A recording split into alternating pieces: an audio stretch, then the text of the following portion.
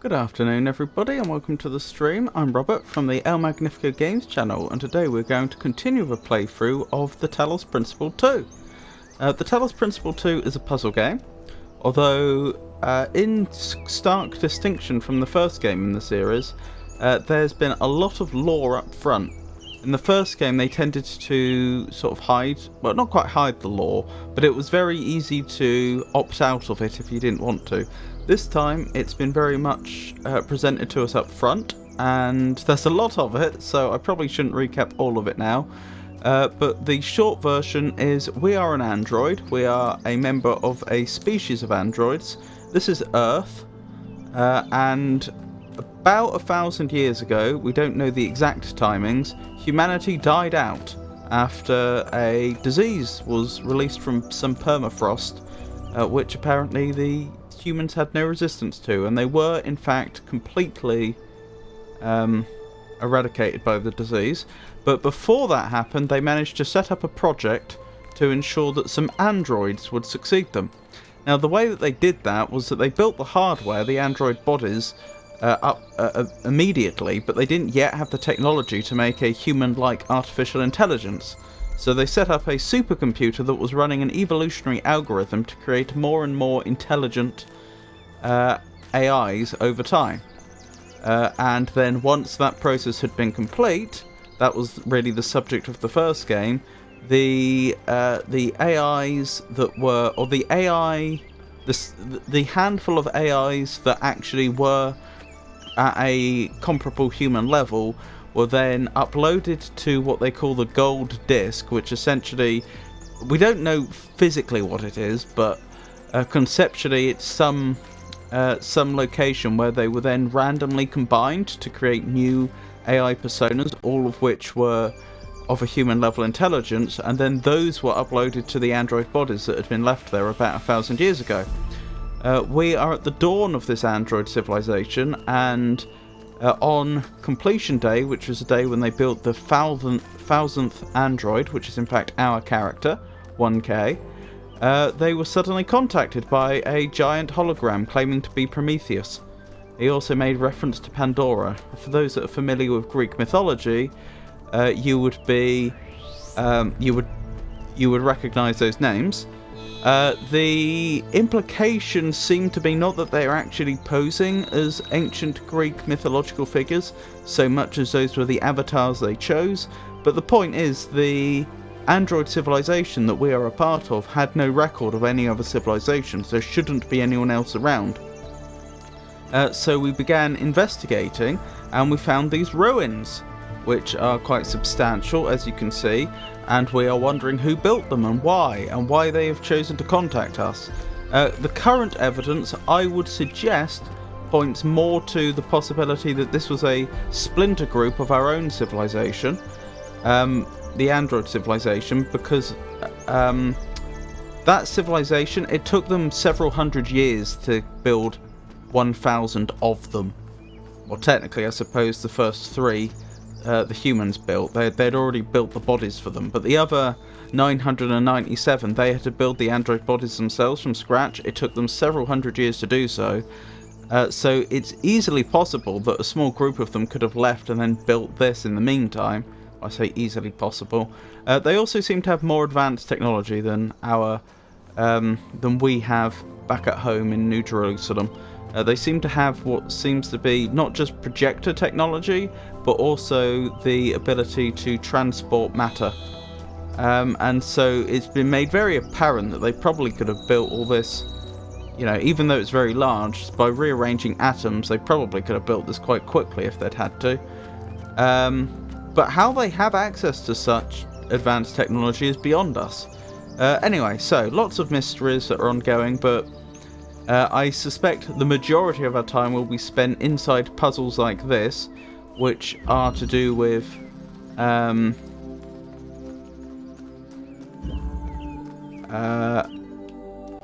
this one's complete, I can't show you, but it's to do with figuring out how to get beams of light to certain locations, and using other items at our disposal to ultimately make our way over to one of these devices. This is like the end point of a puzzle. This is what we're trying to do. At the end of each puzzle, there's one of these. We activate it, and a flame of Prometheus is released. Though we don't really know as yet what the flames of Prometheus are, or why, what their function is, why we can interact with them, and indeed why we are being led to do this at all. Like, this all seems very contrived. It's clear someone built this, and we aren't just using the existing technology that was just lying around like you do in the Myst series. It's quite clear this has all been set up for our benefit. This is one of our fellow explorers, by the way. One of the people that got sent out from New Jerusalem to check out the ruins. We haven't... Oh, we did have a conversation with a holographic Sphinx. Other than that, we haven't met anyone outside of our home group as yet. Anyway, that was supposed to be a quick recap, and it took me almost 10 minutes. No, it didn't, because the stream didn't start till like 3 minutes 30. Well, it took me over 5 minutes anyway. So yeah, that's where we're at. If you have any questions, please don't hesitate to ask. Hey, you still have Bloodborne as the game that you're playing. Thank you, Foa. I appreciate the looking out for me like that. I obviously missed that. There we go. Apologies to anyone that was expecting Bloodborne. There we go, that's corrected. Right. Oh, so we've been told that we're water resistant, not waterproof. We shouldn't go swimming, but we can wade. So I have to be a bit cautious around water for obvious reasons. I was just wondering what this was. Melville's checking it out, but they're not ready. They're not, they don't seem prepared for a conversation. Oh well, let's head to the second puzzle, shall we? There's a bunch of other stuff that are like ongoing mysteries, which I haven't recapped as yet. I'll recap on a as it becomes relevant. Anywho, so yeah, just trying to find our way up to the second puzzle. This way? Or this way? There's a fork in the road, but no sign.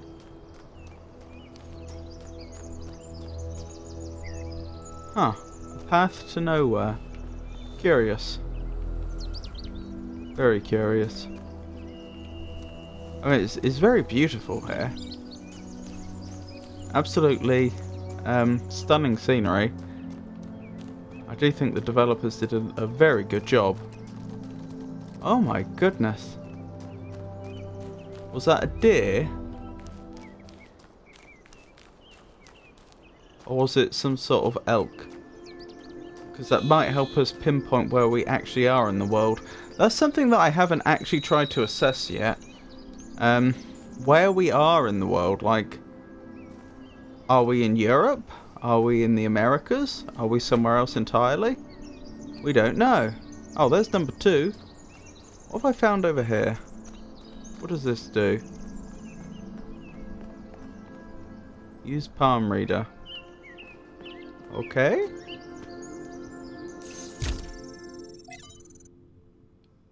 Oh, it's more information about the world. More lore dumps. The world spirit. What is it that drives historical processes? It's easy to dismiss the idea of the great man, or the great woman for that matter, when clearly so much is determined by resource distribution, pre-existing political structures, and the randomness of the universe itself. So I think this is talking about, oh, what do they call it? Not history, is it historiography or something? The study of history. Historiography, I think? Basically, how do we analyze history? And when they're talking about the great man or the great woman, they mean, is history made by individuals that happen to hold a lot of power, or is it more, is it other factors such as political structures, technological development, and randomness, etc. But But is there no space at all for the individual in all this? Are there not moments when, in Hegelian fashion, an individual may represent the world spirit itself? Was Napoleon history on horseback, or not? Or is that itself another form of determinism? 53, 58, those are probably ASCII codes. From Augustus to Napoleon, from Lincoln to Lenin, there are individuals whose actions seem to drive rather than merely to be driven by history. They make bold choices, for good or ill, that transform entire societies. Or do they? We like to blame them for their failures, but are they not ultimately just the expression of a historical moment? And 53, 58 again. But if they are, where is the space for human agency? It sometimes seems to me that all of human history has been that one struggle to carve out a space for free choice against the tides of history, and heroes and tyrants, pick and choose examples as you will, are both equally a reflection of that. A greater goal, then, ought to be to extend the freedom to the maximum number of people, to become captains of our own fate, as much as that is possible in this universe.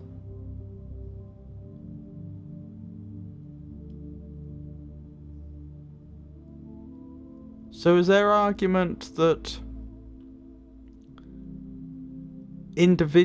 great people are actually the expression of the times?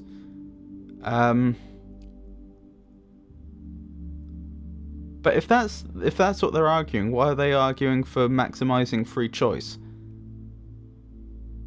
To give the maximum number of people the ability to determine our fate. That would imply that great people actually do have meaningful free will. They're not just able to choose to do what they do, but they are shaping history. Interesting. Hypatia's Journal number 2. From Hypatia's Journals, Volume 1, The Founding of New Jerusalem. Day 14. This would be from one of the androids that wrote this. This is the founding of the settlement they created, New Jerusalem. Lamampus and Yemo. Wasn't Yemo one of the original companions? One of the original 12 who disappeared? I think they were. Hold on, I'm just going through my notes. Here's Talos 2.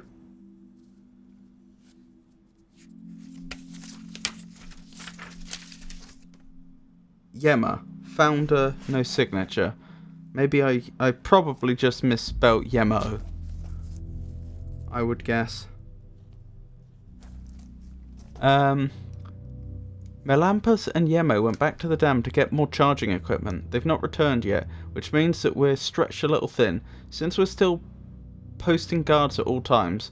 But those large herbivores haven't come back yet, and at any rate, Eustathius assures us that they're non-aggressive. But it's better not to take any chances, not when there's so few of us and so many of them.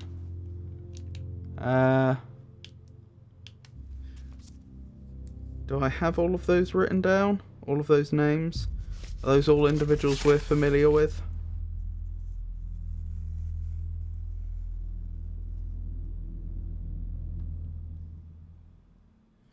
Eustathius was one of the original ones awoken by Athena.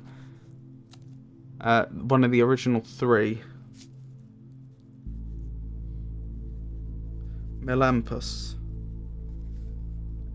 Possible founder. Right, where were we? Athena and Cornelius and Eustathius spend most of their time drawing up plans and arguing, in a friendly manner, but arguing still. The rest of us are managing to tune them out pretty well. It's like background noise after a while. Then we've got a load of ASCII. We've started construction on the first habitat. It's going to be a temporary structure for now, but we'll all be glad to get out of the rain. Okay, give me a second. We're going to transliterate this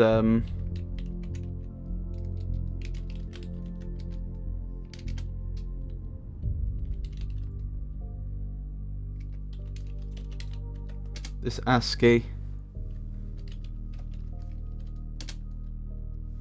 Right, okay, got that going. Now I just need to go to the right scene in OBS and make sure it's capturing. And it does seem to be. There we go. So I just need to transition. You should be able to see what I can see now. And now I just need to type this out. Hang on. Let me do something quickly.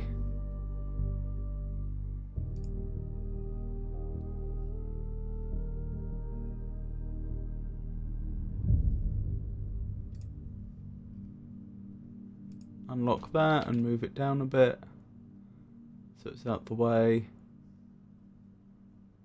Excellent. That should do. Right, let's carry on. So 54, 68, 65 and so on. I won't read this out as I do it just because if I do it will take longer. It's by far quickest if I just do it. This is a script we made for the first game because I ended up transliterating so much ASCII from a numerical representation to a text-based one that it just made sense to write a script to do the hard work for us.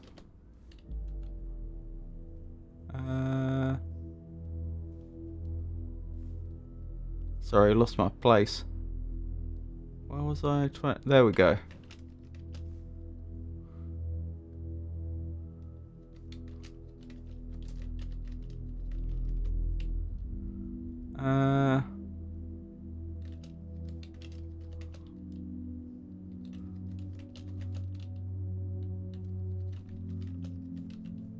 About halfway there. It'd be a lot quicker if I didn't keep losing my place.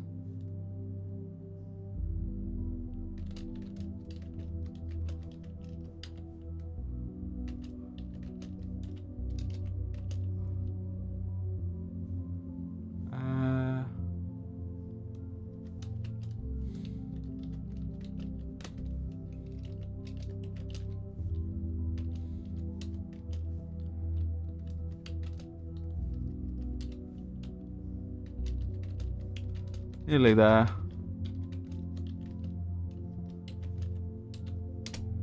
There is still hope, even for those who seem lost, Son of Man. That's what that says. And that doesn't seem connected to the journal entry. So like in the first game, it's almost as if there is some sort of contamination of data. Corruption, like data files are getting mixed and mixed in a very odd way. You wouldn't get that sort of... Like if a hard disk corrupted or something, you would not get text in, or like an ASCII numerical text bleeding into another text file, for example. That doesn't make sense. Like, what's going to cause it to render the... What's going to cause it to take the ASCII, which would be a series of numbers, but then turn it into different ASCII, which is like the representation of those numbers in ASCII, if that makes sense? Like, if you have in ASCII have like the number 5, that has an ASCII code. I don't remember off the top of my head which one it is, but you know, it's gonna be like, I don't know, it's gonna be, you know, some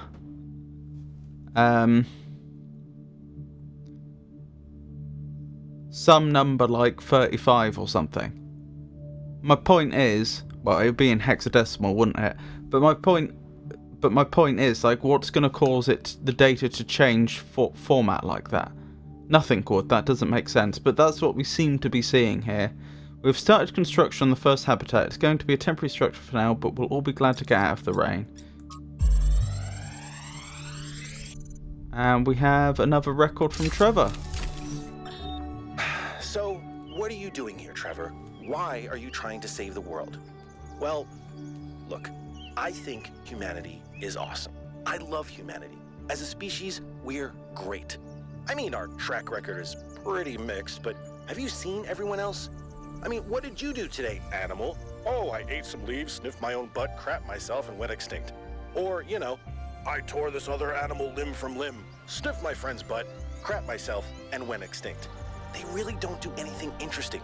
I mean, you don't see animals directing Big Trouble in Little China. Birds can go tweet, tweet, but it ain't exactly the White Album. I mean, they can't even make a good cheeseburger, for Christ's sakes. They have no art, no cuisine, no pleasure. Animals are nice to look at, but you wouldn't want to be one. Except maybe a cat. I could be a cat.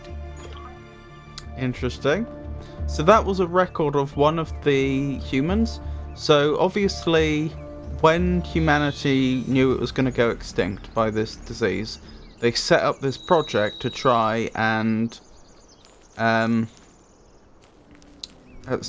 to build to ensure that the androids would be able to succeed them. So they obviously had that there was multiple parts of that project. There was at least 3. One was hardware, actually building android bodies that were, you know, useful, well designed, robust, and likely to survive, you know, several hundred to 1,000 years, being left unused, and yet still be usable once it gets time to upload the AI to them. There was the side of the project that was developing the artificial intelligence that would run on the supercomputer to create more and more intelligent artificial intelligences. That was another project. And then there was yet another one which was to do with archiving. They wanted to save as much human knowledge as they possibly could, so that they could give access to those archives to the androids once they woke up. You know, so they would know where they came from, know something about human history, human culture, and obviously geography, the sciences, etc., mathematics. So they had those 3 projects. The individual we just heard, Kevin, I believe was on the... I think he was on the project... I think he was one of the... I think he was on the archival project, I think which was called Milton. I think he was responsible for trying to back up as much human knowledge as possible. And he decided that he was going to also keep some diaries of his thoughts. There was another individual, Alexandra Drennan, who I believe was the project lead on the project for developing the artificial intelligences that would eventually inhabit these android bodies. And there's a lot of her stuff left behind. And Kevin says in one of his early, in his first log, that, well, it would be nice to have some logs of the thoughts of people working on this project who weren't, you know, the great people, the people like Alexandra Drennan who were leading the project, but were just, you know, effectively, you know, the lower level workers on it. And so that's what he was doing, and that's why that's what the content of that log was supposed to convey. His thoughts as just a not so important person working on the project. The view is indeed quite beautiful and intriguing. It is. Alright, we've got a jammer. This is one of the puzzles, incidentally, as you've no doubt realised. We have jammers, which allow us to lower certain types of force field. There are at least 2 types of force field. There's the purple kind, like this, which we can go through freely, but we cannot take objects through them. So if I try and walk through here with that, you see it's disappeared and it's stuck there on the other side. We're not allowed to take objects through the purple fields. There's the blue ones, which are just solid. Neither player nor object can get through. This is a red receiver, and this is a red producer. The jammer can cause certain things to stop working. I don't think it can cause a generator to stop working, but it can certainly cause a force field to stop working. There are other things that they can stop working as well. Other bits of equipment they can interfere with. And this tunneler is... Do they call it a tunneler? A driller. This is a new one. This wasn't in the first game. This is something they've introduced in the second game. It allows us to make holes through... temporary holes through certain but not all surfaces. And you'll notice that this force field has gone down. That's because the receiver is receiving the red beam now. So in this case, there's two ways we can drop that force field. We can drop it by getting the red beam to the appropriate receiver. I say the appropriate because there are different coloured beams and different coloured receivers, and they have to match. But we can also do it by jamming the force field, like I'm doing here. Ah, that's it. That's very notable. I don't see a receiver that appears to be connected to that force field. That suggests that I am ultimately supposed to use a jammer to get through there. Often you'll have puzzles where, for example, you need to use the jammer to get through initially, but then once you get to the other side, you can then keep it open with a signal or something like that. So, for example, this puzzle would have been an example of that I just described if that driller hadn't been over there, but had been like in the middle here when we began, but the jammer was still over there, because then I'd have had to have used the jammer to get through here, pick up the driller, then make the hole, and then I'd have got the beam here and so on. That's a common format for the puzzles, but in this case I can tell that doesn't appear to be the case, which raises questions. So how do I get through there then? That's a very good question.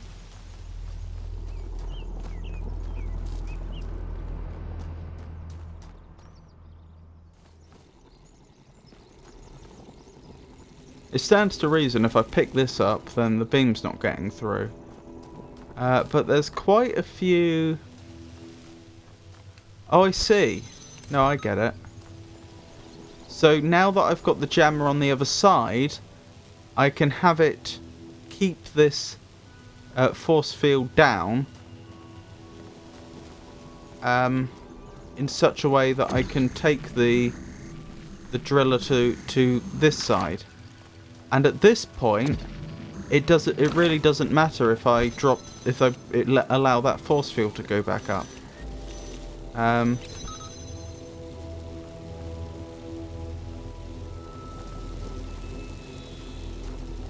Because I have no reason to be in that area anymore.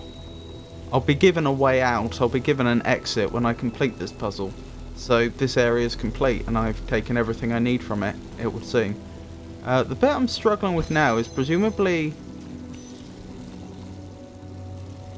I can see I can lower that force field easily, but I'd need to be on the other side here, which I'm not. Oh, I get it. I do get it. Okay, I can also grab objects through these holes. So I think the idea is that I lower that force field from over there, and then presumably I can pick up the jammer from here, and now I have the jammer where I need it. Thinking about it, now I've got the jammer over here, I can always grab the driller. It wasn't clear whether I was going to need the driller. Of course that's not going to work. I'm very glad that the game was clever enough to have the jammer start working again once I made the hole again. Sorry, I need to do it like this. The reason why what I just tried didn't work was because I picked up the driller while it was the very hole that the driller had made that was keeping the jammer able to jam, if that makes sense. Anyway, I was going to say, it's not clear whether I'm going to need the driller going forwards, but I remember seeing a pressure plate, which probably lowers the force field, so it's going to be helpful to be able to... there we go, this puzzle's completed. It's going to be helpful to have some object I can stick on the pressure plate, and a driller's as good as anything. Right, that's another puzzle complete. Hold on. I've just noticed... I keep thinking, why puzzles? Is it just their symbolic value because of our history? Because the thing about puzzles is they can be solved. But if this is about testing us, what are we being tested for? It can't just be about spatial reasoning. Our curiosity? Our persistence? You're assuming that this place follows a coherent logic. My impression is that it's full of contradictions.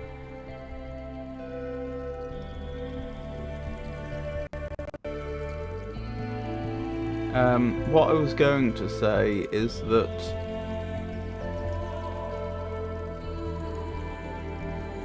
it just occurred to me that my VTuber model was looking even more transparent than I intended them to. So let me turn up their visibility a bit, their opacity. I think that this is a problem between games, because games which are... Goodness, even now it's a bit on the transparent side. Games which have a dark background, I need the opacity to be lower than games with a bright background. I haven't figured out a way to get round that yet.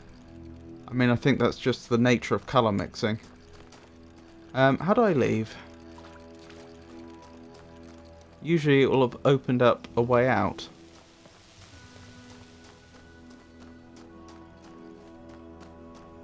Yeah, it's just lowered all the force fields.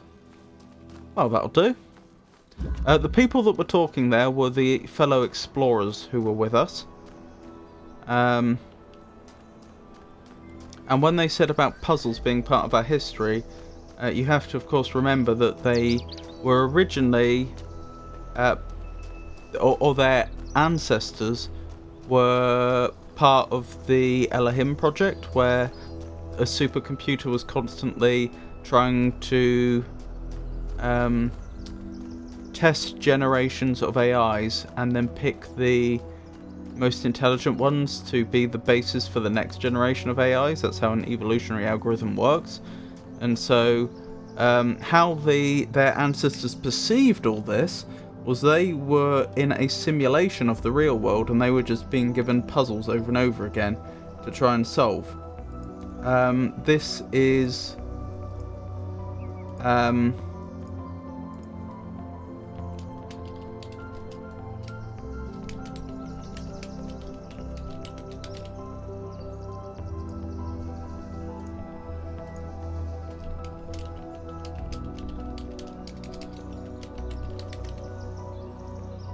this is what they meant by the fact that puzzles are part of their history, because all that puzzle solving, well, it's literally what their ancestors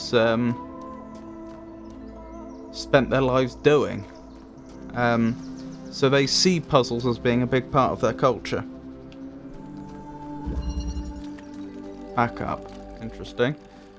Right, so we have a red receiver, a green receiver, and a blue receiver.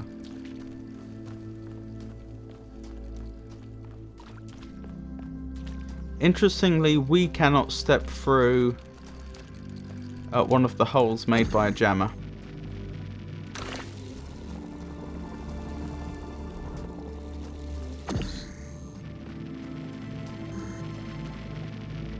But we can pick up objects that are on the other side, like so.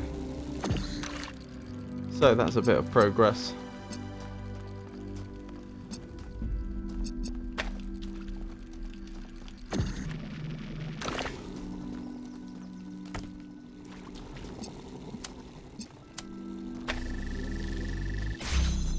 Oh yeah, I remember the other thing I was going to say.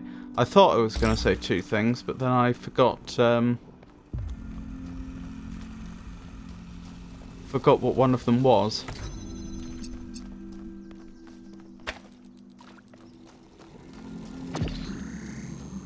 I was just going to remind you that this here is supposed to be the real world, even though in the first game they were in a computer simulation.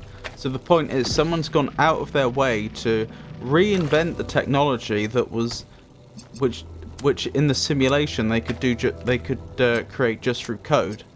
Like, it didn't have to make real world sense. As long as they could express it in code, then they could have it as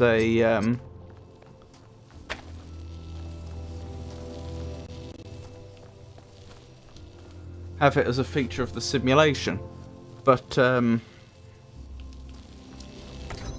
here someone has actually recreated the like fantasy technology in the simulation in the real world. They've gone to great lengths to achieve this, and it's not at all clear why. Sorry, I can in terms of solving this puzzle, I can see I need to get a green signal here. Now the only thing that, if you're not familiar with this game, you may not be aware of, is that there's... Oh, in fact, do we not have one? Yeah, we do have one. I thought we did. There's also a component called an RGB converter. I'm not entirely sure why they call it that. But the concept behind the RGB converter is you send it 2 signals out of a red, a green, and a blue. You're not allowed duplicates, so there can't be like 2 red. It has to be one of you have to pick 2 of those 3, so like a red and a green, or a red and a blue, or a green and a blue, and then whichever one you didn't pick, it will produce that signal. So it's clear I get a green signal to the green receiver by sending it a red signal, and by sending it a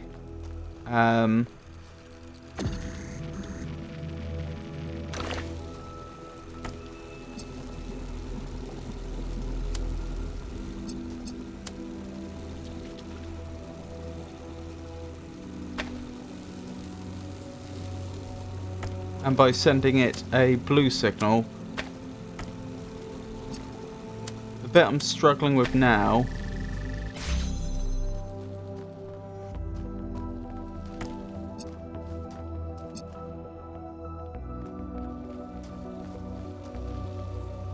is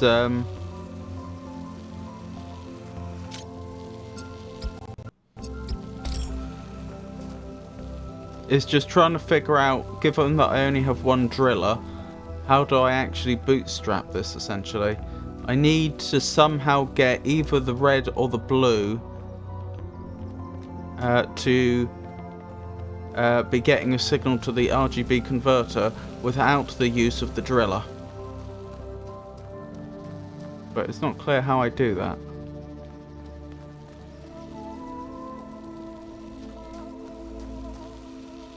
Oh, I get it. This isn't so bad. I call it bootstrapping because you need the driller to get it going, but then once you've got it going,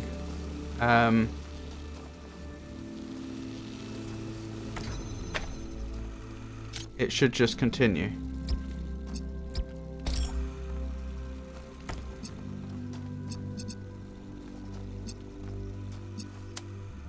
Hang on, I've made a mistake here.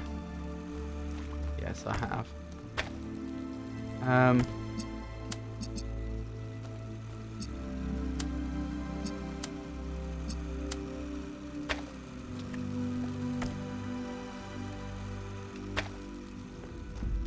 I've got that there. I can see what needs to be done. I'm just trying to think about, in practical terms, what's going to be the most convenient way to make this happen. Right, you need to get a red signal. You need... So this one needs to receive a red signal from 2 directions. And that's because once I take the driller away, one of those directions isn't going to be valid. Right, that's keeping the door open. Now if I take the driller away, as you can see, the circuit remains operational. Because we're also passing a red signal through that connector to this connector. And the bit that I was missing earlier is how do I get the blue there, but I can see I can just use the driller to pass the blue signal to the RGB converter directly. So that should be the solution. Huzzah! I hope that made some sort of vague sense.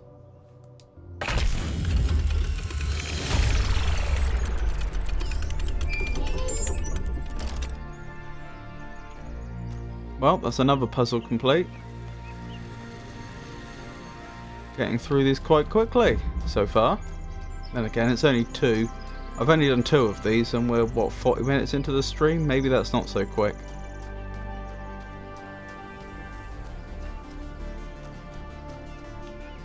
I wondered what that was for a minute. That's one of their scanners. Byron's just scanning the structure.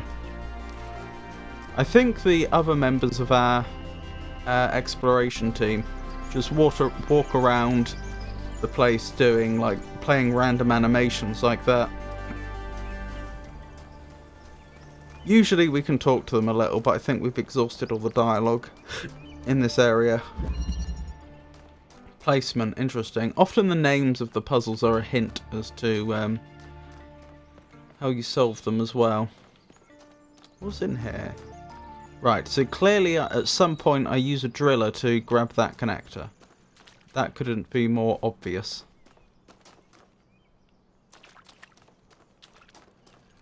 And there's a driller. That's a fan, which I can turn on using this switch, it would appear.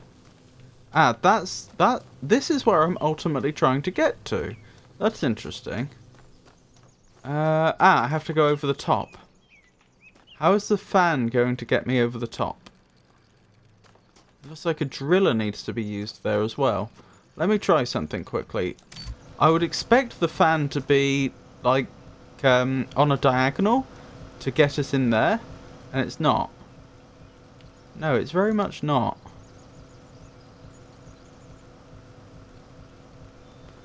Ah, there's a box there. That's interesting. We can use the box on the fan, and I think we'll be able to get a little bit of extra height if we do that. I'm still missing some details here, though.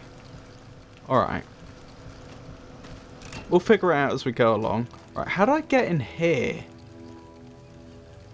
There's a force field in our way. That's a very good question. Ah! Wait, no. Huh. Ah, I think I get it. Do you remember that connector I saw earlier? I think that's part of the solution. I think I used the driller to grab the connector. I use the driller again so that I can put a pressure plate on the... Sorry, so I can put the connector we just grabbed onto the pressure plate. And that will then presumably drop the force field. I'm assuming the force field is connected to the pressure plate. And that will then let me get the box. And I can probably get the connector out as well, the way I put it in.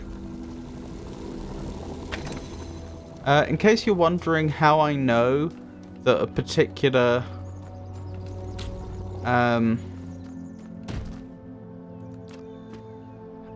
I know that a particular receiver is connected to a particular force field, or how a particular pressure plate is, I don't. I'm guessing. But it's usually quite obvious by just physical proximity, what connects to what connects to what else. The thing that I'm wondering now... Oh, I bet, yes, there's a blue receiver up there. That's exactly what I was about to say. What I was about to say is I'm still a bit confused about how... about where the blue receiver is and what it's used for, because they wouldn't have put a blue producer here if there wasn't a blue receiver.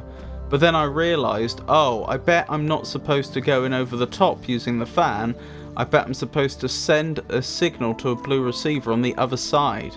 That makes sense. Okay.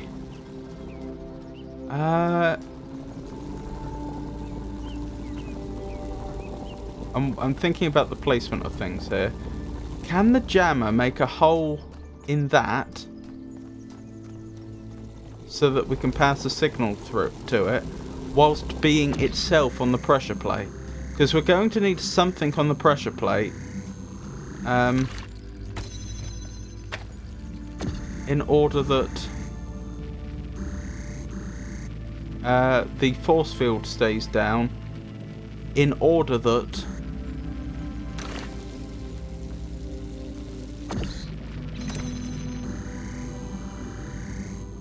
we can send a signal through there. Yes, we can do exactly that. Right, I think we've basically got this solved then.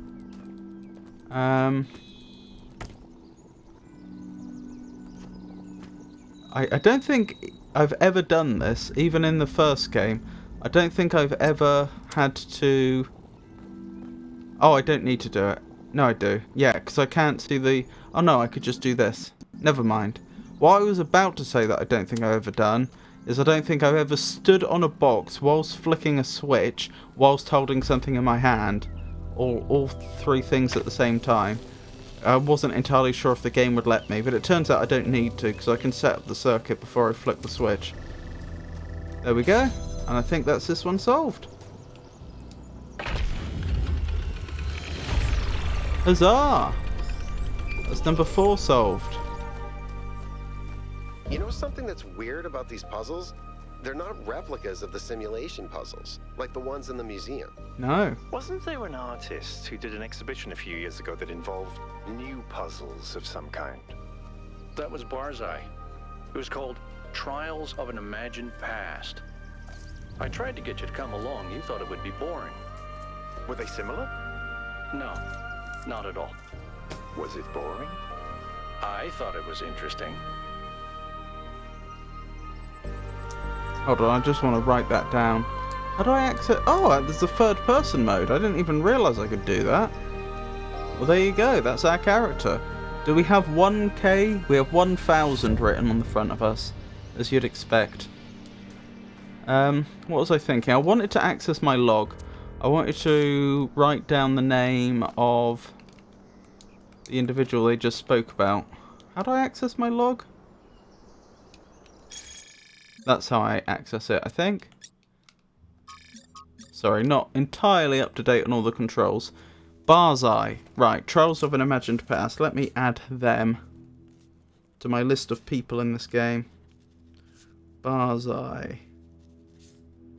Trials of an Imagined Past. I think that's relevant because if it turns out we get back to New Jerusalem and Barzai hasn't been seen for a very long time, like a few decades. Then again, they said it was a few years ago, didn't they? Did they say it was a few years ago? Yeah, a few years ago. I was going to say, if they haven't been seen for a few decades, then maybe they could have been involved in the construction of this. But it doesn't sound like it. I saw this structure over in the distance, and I wondered what it was.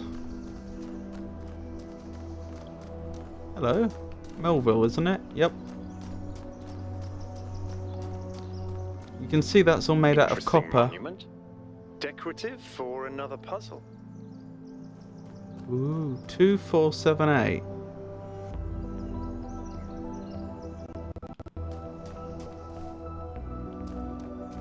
That is interesting. I think it's clear that this is another puzzle. I hope it's not saying that I have to complete just 2, 4, and 7 and 8 because I've already done 1 and 3. Wouldn't want to have to go back to the start of the game just to do that. Oh well, let's keep going. We can come back and examine that in the future. Right, Duet. This one is called.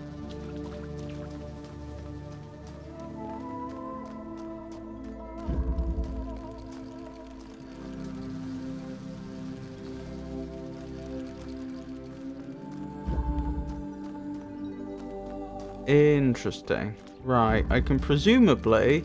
I'm thinking about jobs this driller can do. Presumably I can make holes through... Yeah.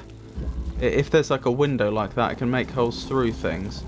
Oh, the only reason to do that would be to have that driller drill a hole through something it could see through here, presumably. Oh no, because I could pass it through there. Right, I could get a driller on the outside using that. But the question is, how do I lower this force field? I don't know. I don't see anything connected to that force field.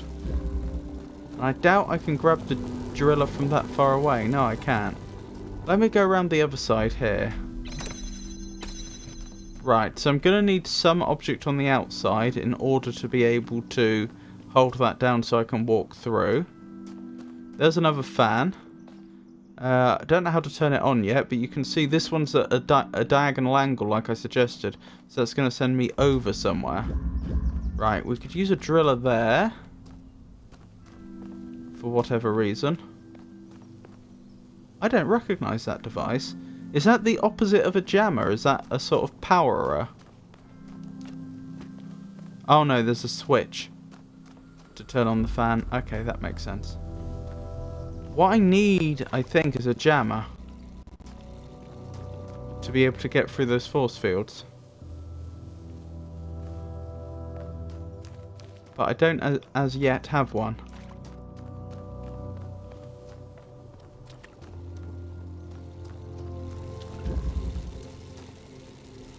Ah, I can also make a hole through here. I wonder, do you think I can flip the switch from the other side?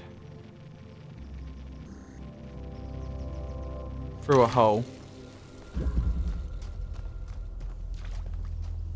Reach my arm through.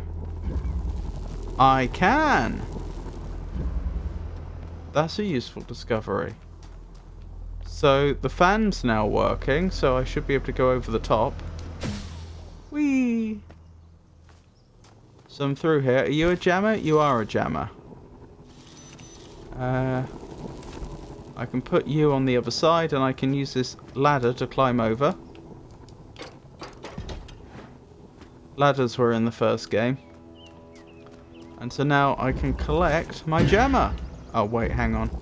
I didn't think this through. This may not be as valuable as I thought. I can't jam that type of force field. Hang on.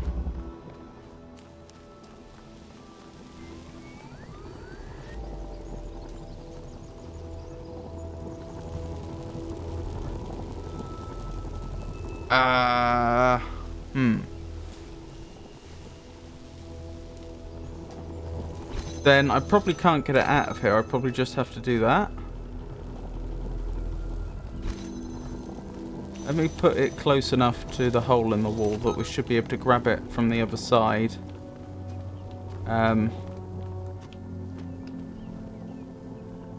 If it's in the wrong position, because if I can grab the jammer, I can jam that force field to give us an easier time. Right, what's through here? Okay, that wasn't actually very helpful. Right, let's see if my gamble with the jammer paid off. It did.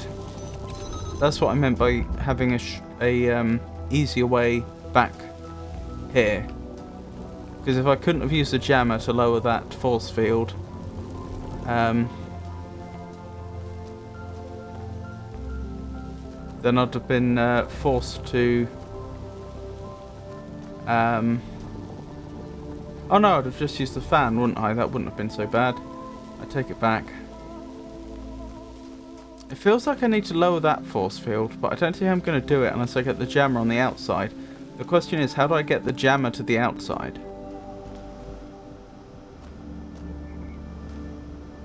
I mean, it can't be through here.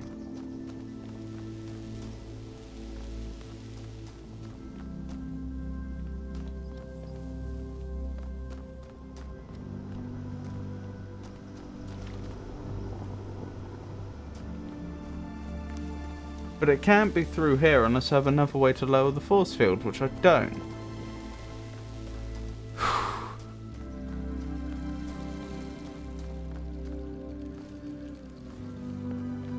Oh, I get it. Sorry, I've only just figured it out. Yes, I get it.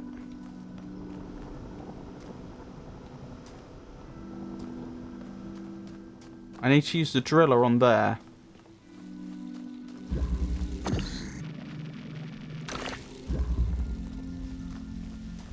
And now the jammer should be able to lower the force field that we need lowered. Like so. Wonderful. Now I can climb on out. Excellent. Progress is being made. Right, I now have access to a second driller.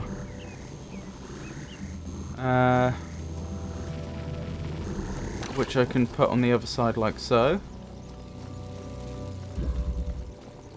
And I can actually get both drillers out of there quite easily now. Wonderful.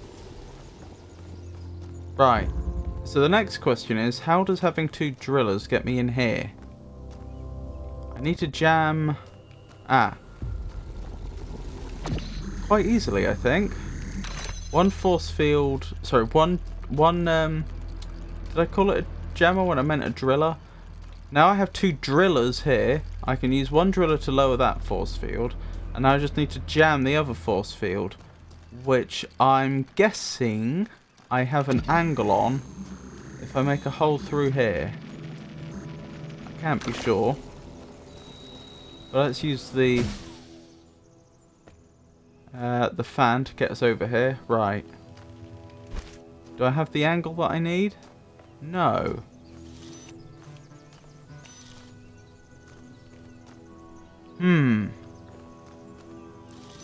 It's obvious that I need to jam that force field. That's the only way I'm getting to the end. I'm pretty certain. Yeah, let's just keep that down for now. I'm pretty certain there's no other way to lower the force field around here, right? Yeah, there doesn't appear to be. So that's going to need to be jammed.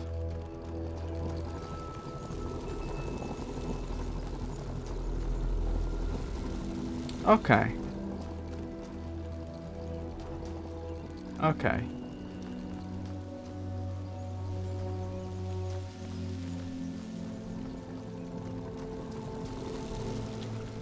Oh, from over here. I get it. Sorry, that took me a moment.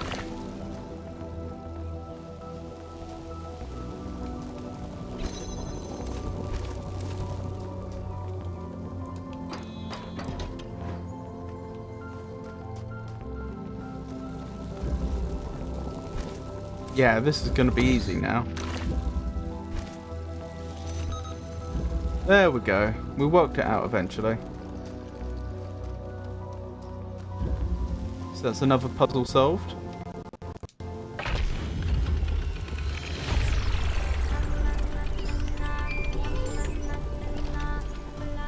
Any progress on the particle clouds, Melville? It's pretty clear they're integral to how all of this functions. I've gathered a lot of data, but I still have a lot of numbers to crunch before I can give you an answer. And I can't guarantee that my answer won't be another question. I'm glad we don't get headaches. Excellent.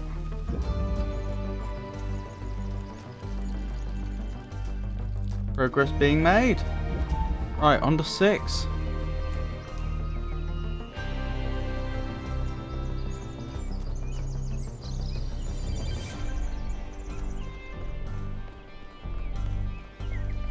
Oh, someone has dialogue for us.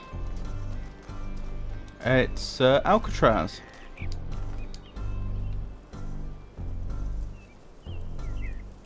Everything okay? Tell me about yourself. Me? Well, I was born when New Jerusalem was a lot smaller than it is now.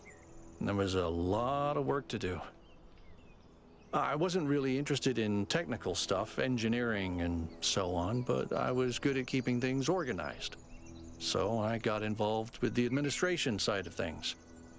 Making sure the scavenging teams focused on the right materials, keeping track of our energy usage, that sort of thing. A managerial type. I think we've accomplished what the founder wanted us to, and I'm proud that I helped make that happen. Byron doesn't see it that way, obviously, but I think sometimes he gets so lost in his dreams that he forgets to look at the real world. They have serious problems. The impression... So apparently the founder, which is the name they give to the first android that woke up out of the simulation, who called themselves Athena, apparently they were actually the same character as you played in the first game, which is interesting, because the rest of them are combinations of various ancestor AIs, so that they're all unique. But apparently the founder was literally the player character from the first game. They got uploaded exactly as they were.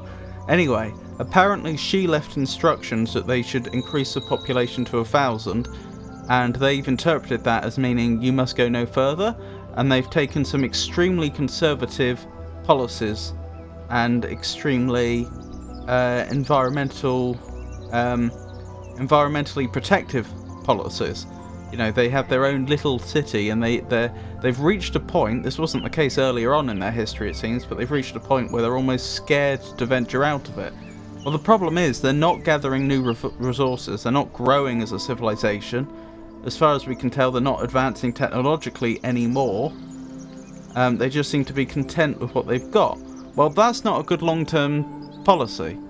Like, they may be more resilient than human beings are in certain ways. Well, they call themselves humans because Homo sapiens are extinct, and they see themselves as their direct.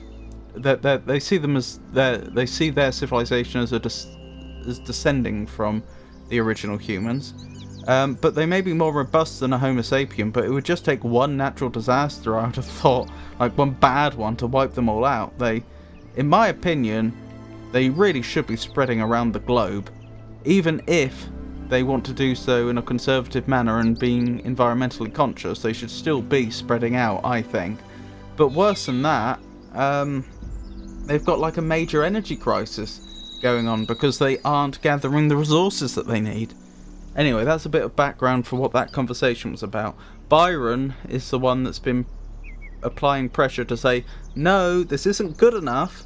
We do need to aspire to more, and it is essential for our survival. And Alcatraz is very much a conservative who feels, well, no, this is what the founder wanted, so this is what we're going to do. The founder themselves, of course, wandered off many years ago, and no one's seen them since, so they can't ask her. Do you consider Byron a friend? Of course. My best friend, in fact. And someone I've worked with hundreds of times over the centuries. A good person who cares about the world and the people in it. I just also think he's wrong about everything and extremely annoying. I do like the fact that they have this as like a prominent feature in the game. That they have two people that clearly have very, very different opinions. Or two very different perspectives on the world. Very different political opinions, and yet they are shown as being best friends. What we got? I think he likes annoying you. I like that you can disagree and still be friends, or I'm not sure I could be friends with someone I disagreed with so much. I think I'll go with the middle one. I like that you can disagree and still be friends. The founder taught us that we must never lose track of other people's humanity, even if they disagree with us. We're all in this together, even if we can't always see eye to eye. What do you think about the megastructure? That'll be the structure that we discovered. That appears to be the result of some other civilization, but I suspect is actually some offshoot of our own that we weren't otherwise aware of.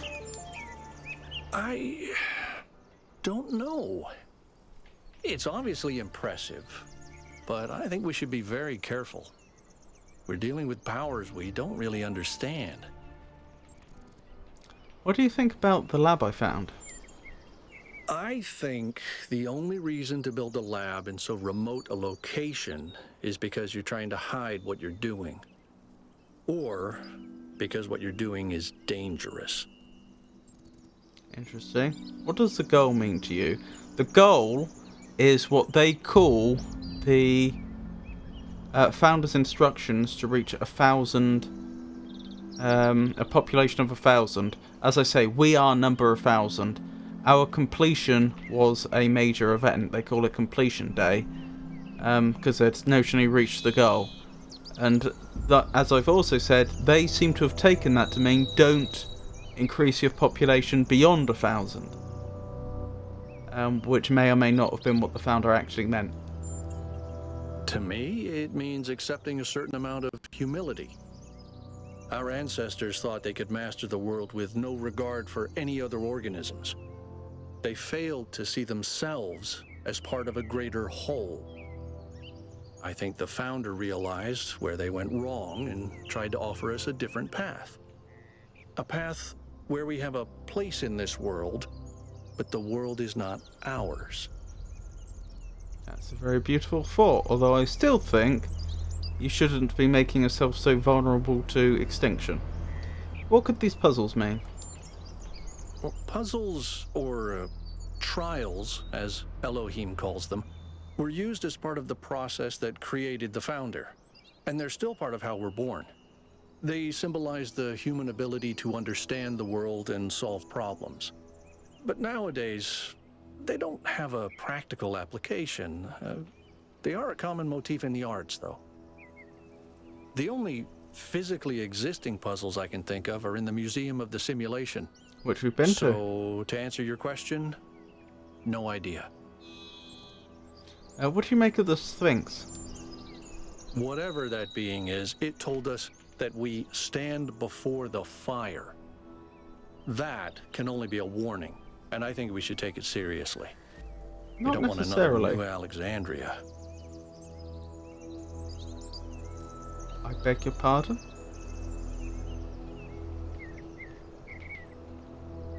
I think that's new. I don't think we'd heard about that before. Another new Alexandria, did you say? I'm gonna write that down. What happened there then?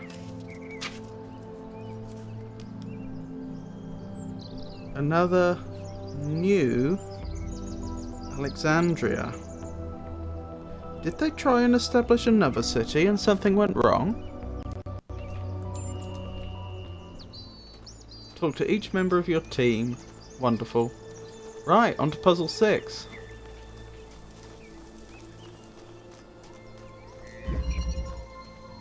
Passage. Huh. Why is there a ladder here? There's a driller up here.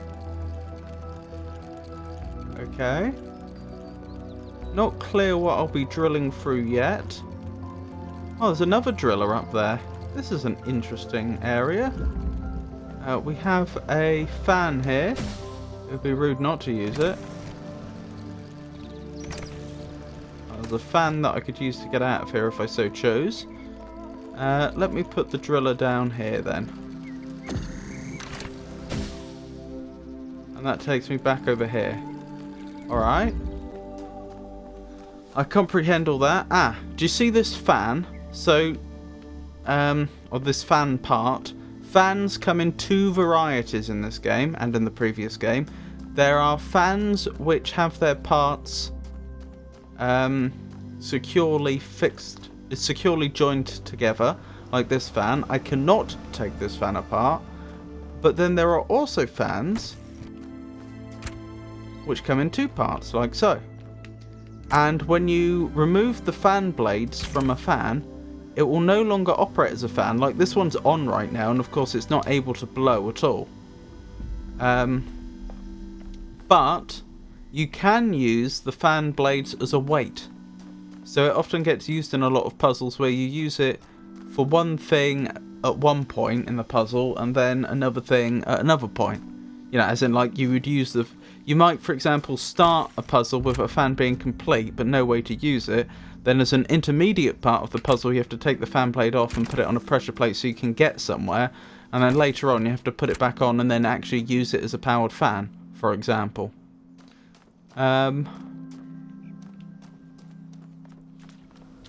Right, looks like I'm gonna need... Am I supposed to get up there? Yes. That's the finish. So I'm gonna need some way to lower that force field. Probably a jammer, although I don't remember seeing a jammer. There's a jammer. Right, I'm gonna have to work out how I get up there. So that's one thing. I'm also going to need something to weigh down that pressure plate, which actually could be that jammer. Oh, look, I could cause it to fall through. If I could get a jammer to... Not a jammer, a driller to drill through the floor there, I could get the jammer to fall to the ground, I think.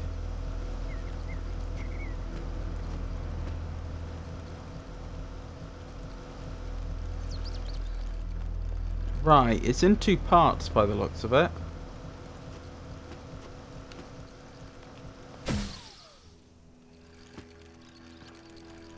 Right, I think I get the idea.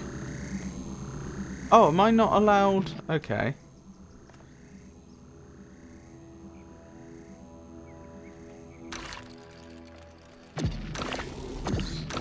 Why would I be able to jam here, drill through here? Okay, I'm having some ideas. I'm gonna need to experiment a bit to see what I can do. I'm thinking maybe I can use this driller to get the other driller out.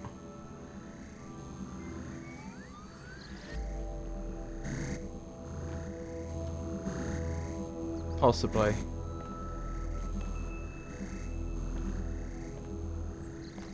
Maybe I don't have a sufficient, a suitable angle to do that. Doesn't seem like it.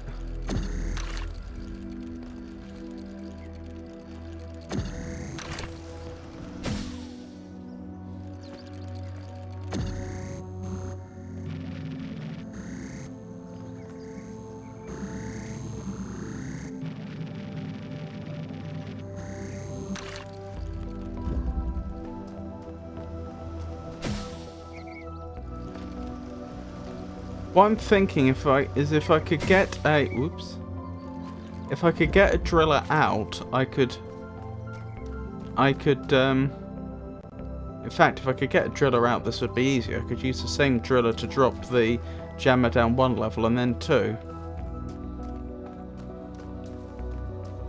It's quite clear that I don't have an angle to properly disrupt the floor here. Yeah, in fact, I'm not even... Oh, I can... Yeah, it's going to have to be from underneath. Ah, if it's going to have to be from underneath, then I probably... Right, if I can't drill a hole through bars, these bars, they don't act like a window, then that means I am going to need to get both drillers out. That's interesting. Okay. I think I can see how to do it now. I think this is the key.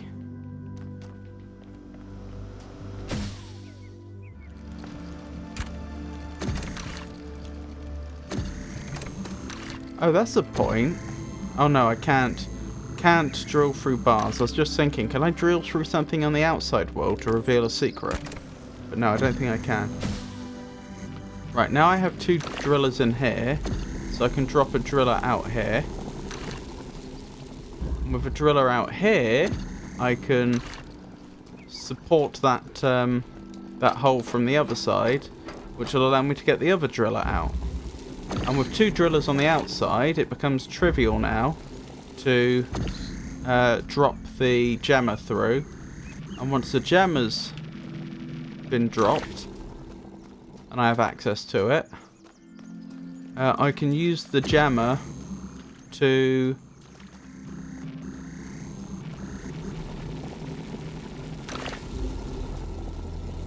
Excellent. I can use the jammer both to drop that force field, but also power the fan. The only question is, how do I get the fan part out now? Let's see, how do I get the fan part out? So the fan part's in here. And I'm not going to be able to take it through there. Ah. That's an interesting one. Have I mucked this up? Can I not do this now?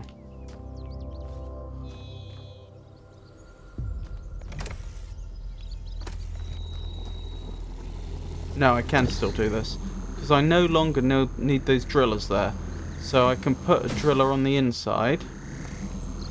Again, just to hold down this pressure plate, pick up the fan part over here, and now use the other driller to get the fan part back out. Hey Vol! Lovely to meet you. I hope you're having a good day.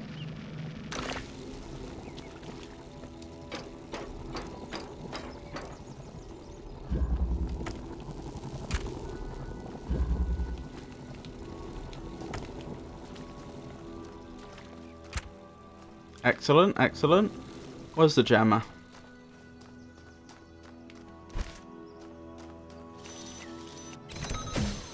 And we're through. That's another puzzle solved. That was really kind of excellent. What was?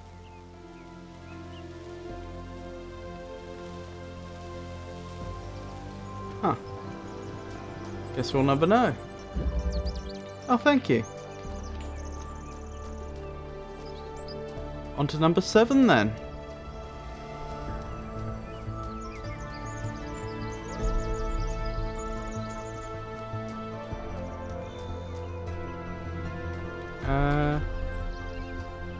What have we found here? Have we been in here before? I don't think we have.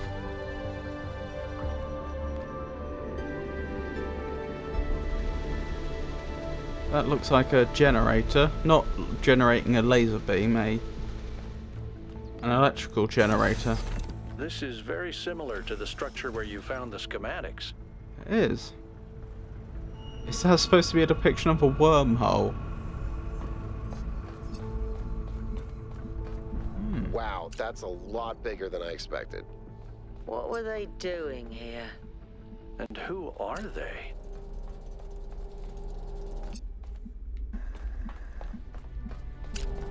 Both very good questions. We'll have a look and see what the terminal says in a second.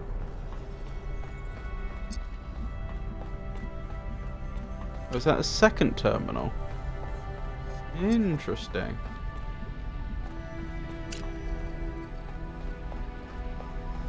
Okay. Guess we'll try both. Starting down here.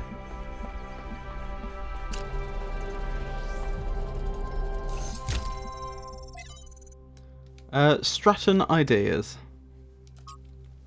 A fragment from Stratton's The Origins of Thought, as quoted in a commentary by Simplicius of Cilicia. Simplicius of Cilicia. Stratton, to say that material things are brought into being by ideas is to flatter ourselves, which is an error philosophers are particularly prone to, because it raises those who think above those who do.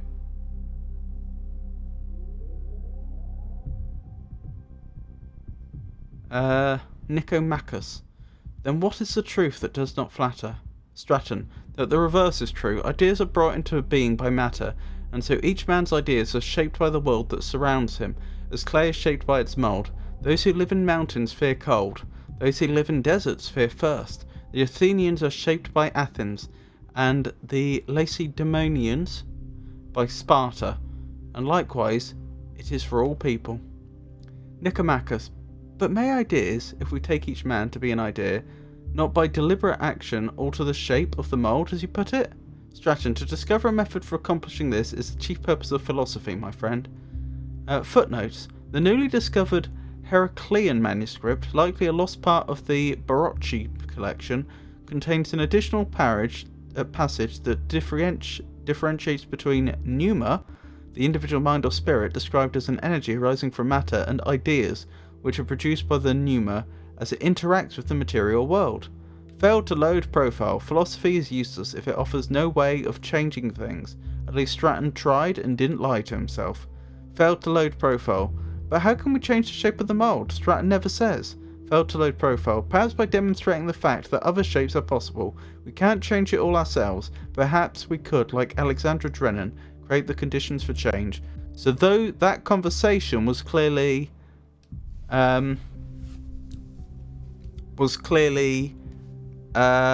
being spoken by people that knew about Alexandra Drennan, most probably androids, after humanity had gone extinct.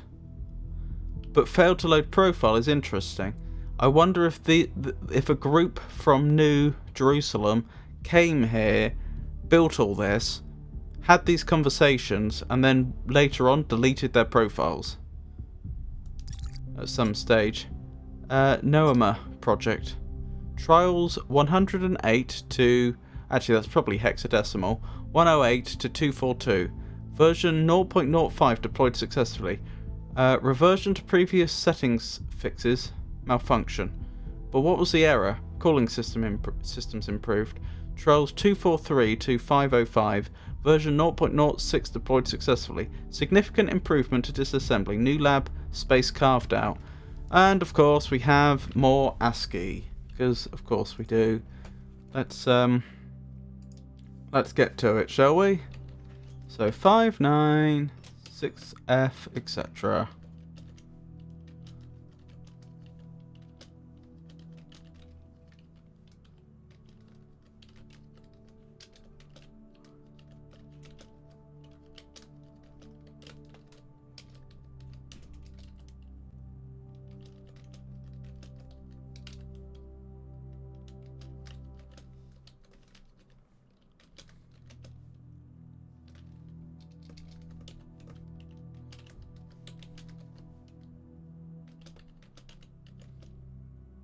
Wait. That doesn't look right.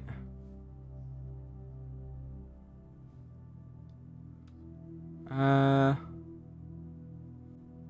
6572 756E 6E 5722 C2. See, the C206 looks far more likely to be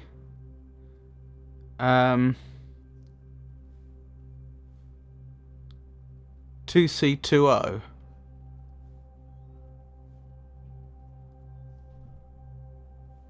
Because 20 would be space. I don't think they would be going into upper ASCII. But then what's gone wrong? I'm convinced it's right up to... Or I'm reasonably convinced it's right up to 6572. I guess we're missing a bit. Alright.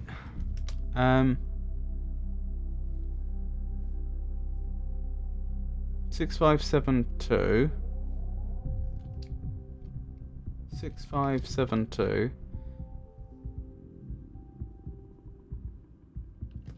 75. 6E. 6E.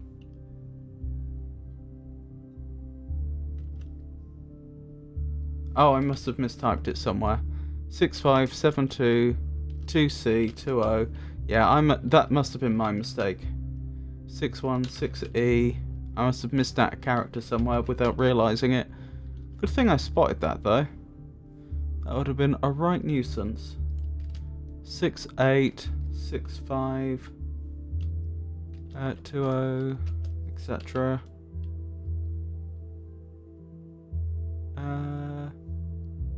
74. Wait. 2074 68 65 20746 F77. Wait, have I just repeated myself? Maybe I have. Maybe I accidentally went back a bit and repeated myself. But that's fine, that will show up quite easily in the text, so no need to worry about that.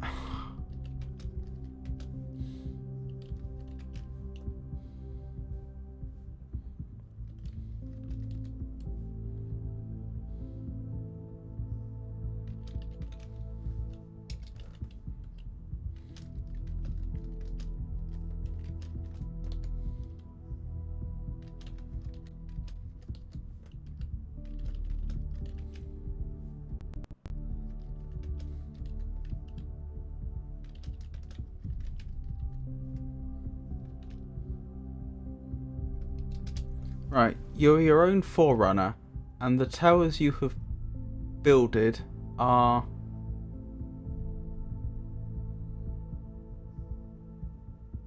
That should be built, not builded. You're your own forerunner, and the towers you have builded are, and then... It doesn't know.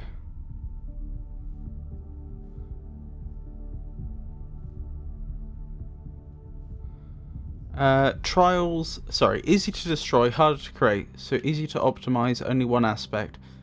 Trials 505 to 719, version 0.0 to 7 deployed successfully. Improvements to version 0.08 halted, insufficient energy for trials 719 to 802. And we've got a bunch more ASCII here. Hang on. Right, the last bit of ASCII ended on a rogue character. Like it was a single digit where we expected 2 digits. This one begins on a rogue character, so I assume it continues from where we left off.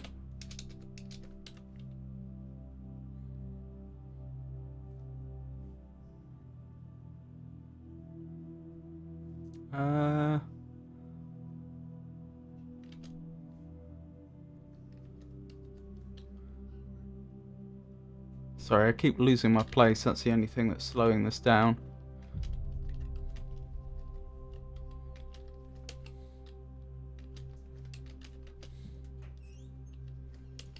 Synthesis is just in the middle of a bunch of this ASCII.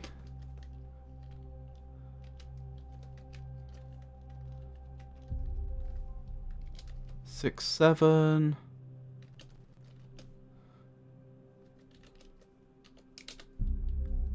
E 7-4 2D 7-3 6-5 6C 2E, is that comma?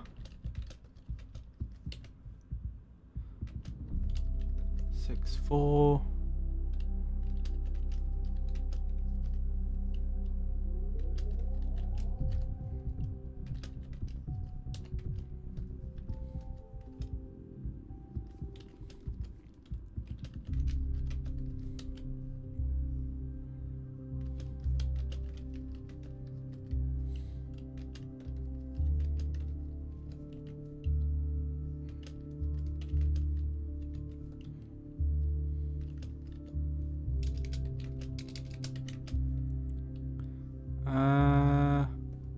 what was I? 6C, 6C, 20, 62.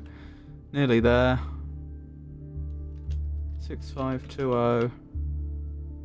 6120. 66, 6F.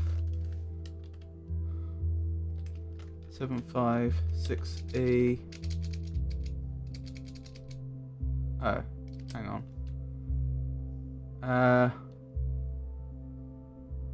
So you are your own forerunner, and the tales you have built are but the foundation of your giant self, and that self too shall be a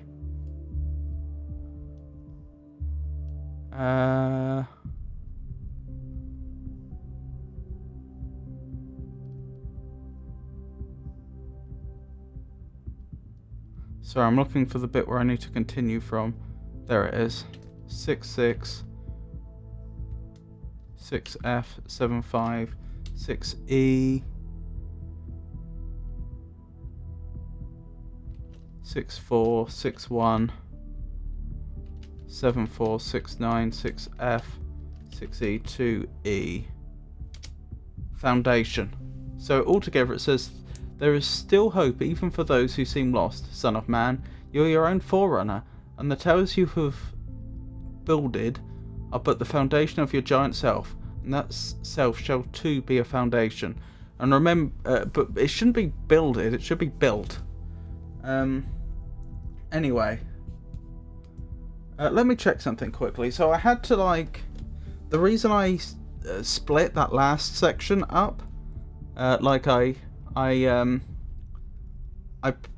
was one long section of ASCII in the video game, but then I pressed partway through, I pressed enter, and then I did the rest.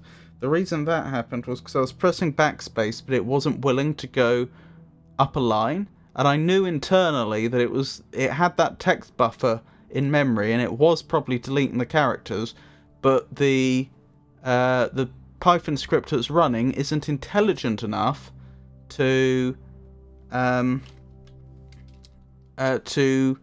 understand how the terminal that it's running in works. and so as a result, it wasn't like properly going to the up and to the end of the last line and so on. And I believe that's fairly simple to fix. I just have to import the right library.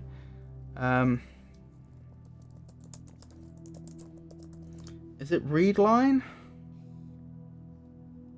Yeah, I think so.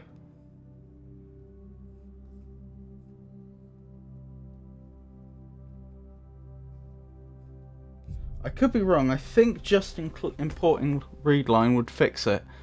And an easy way to test it is if I press the up arrow right now, I just get that weird character sequence. That's what happens if it doesn't know how to interpret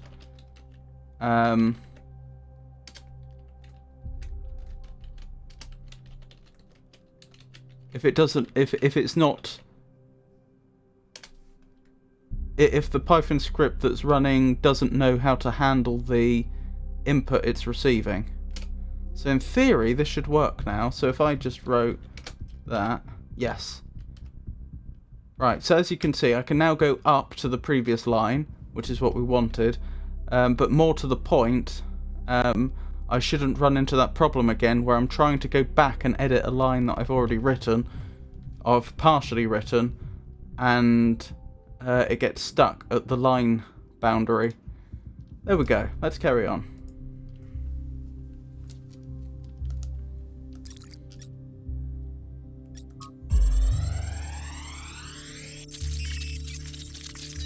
That's a bit weird. Is this game over? Oh, we must have shut down if we're seeing The world is a Elohim. wonderful place. Every day we take another step forward. Every day we come closer to the truth. The closer we get, the more I can see the beauty of the universe, the intricate perfection of its mechanisms. Miranda. I am a machine, and the universe is a machine. Every part of me serves a purpose, or I could not be myself. I could not be Miranda, because that specific person could not exist without those specific parts and their specific functions. In the same way, every part of the universe serves a purpose. I think that is what we were meant to discover here. Okay.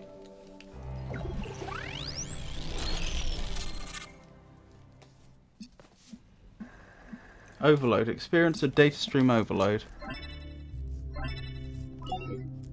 1K. You just connected to an extremely powerful data stream. Are you all How right? can a data stream be powerful?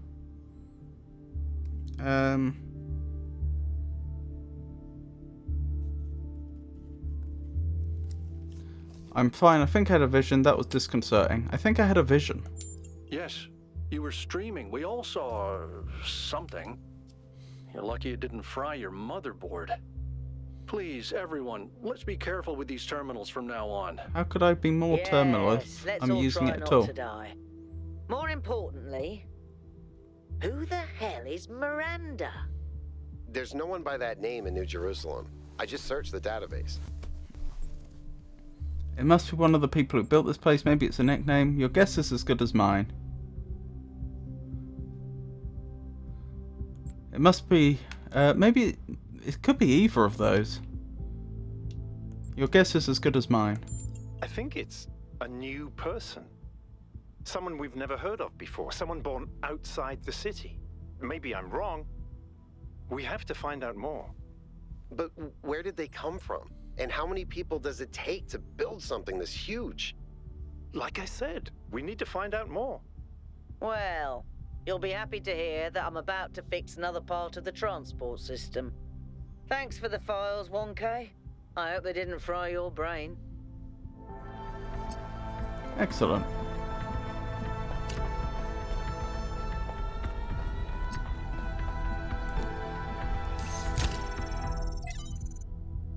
Untitled draft. Saint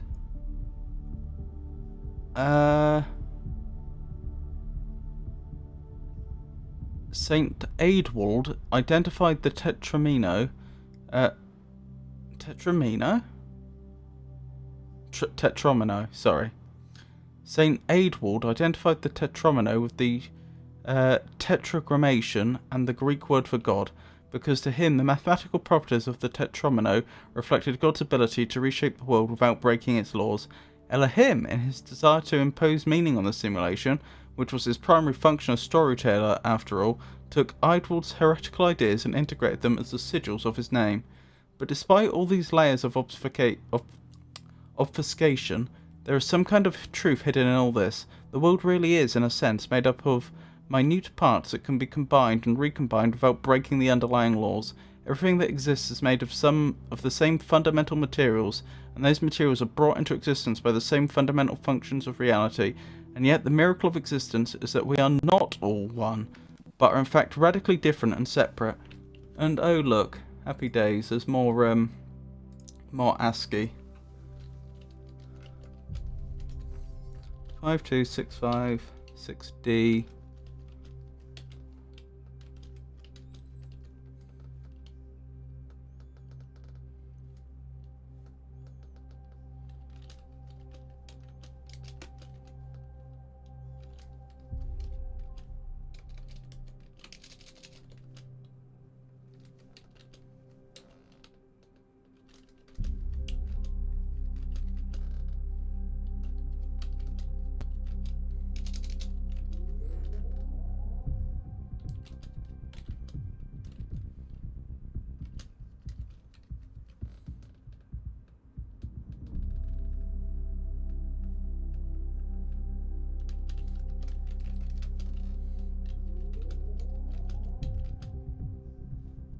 C, 4F, 48, 49, 4D, 20, 61, 7320, 72, 65,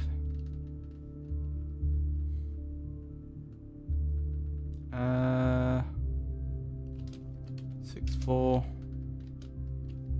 65, 65, 6D, 65, 64, 20, 74, 68, 72, 6F, 75,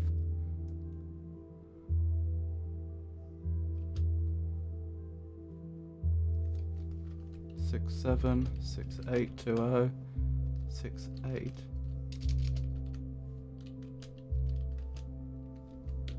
6D,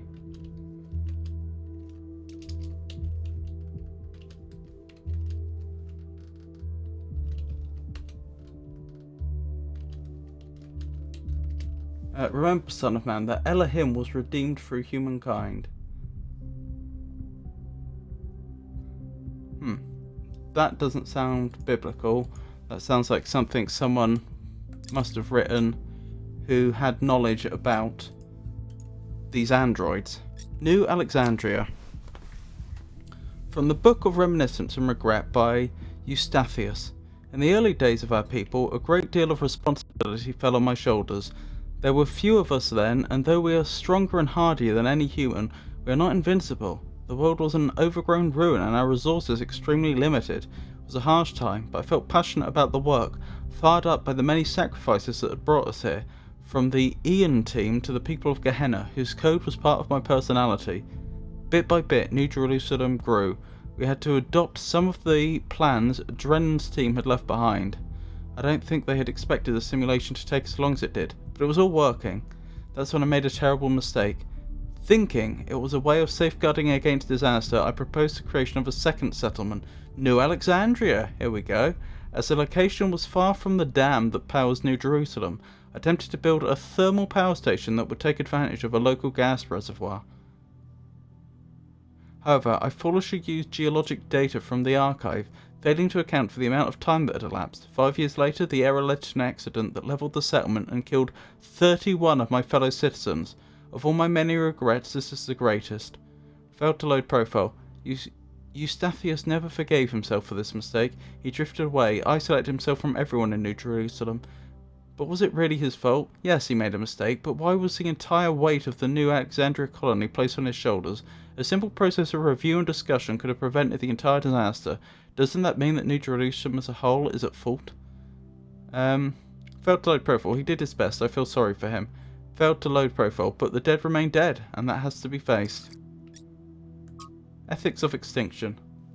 If a species we consider beautiful and remarkable goes extinct, we can consider that a great evil. Dolphins, for example. If dolphins go extinct, that's a great loss. If humanity causes dolphins to go extinct, that's a crime.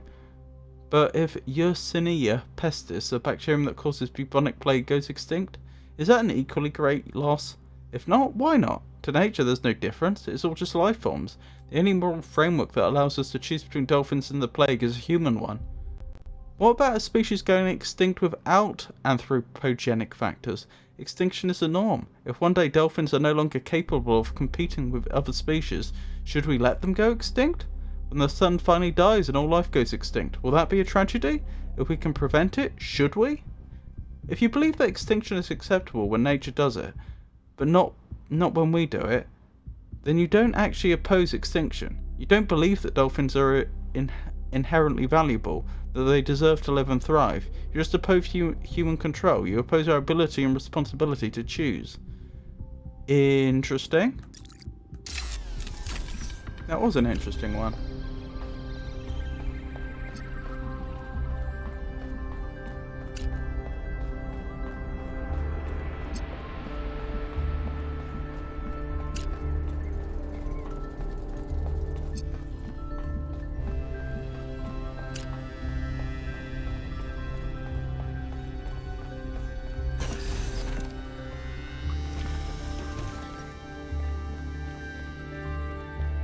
Right, on to puzzle number 7, I guess.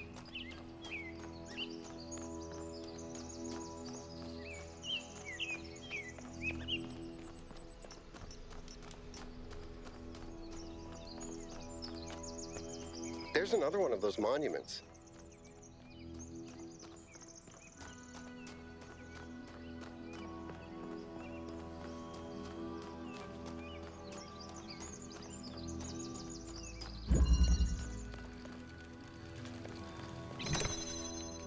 What was it called? Eye of the Needle. Which I believe is a biblical reference, although, am I mistaken? Wasn't there a puzzle in the first game by that name? I could be wrong. So we have a blue receiver here. We have a driller. I don't see anywhere to use a driller, so I guess I'm using it as to hold down this pressure plate.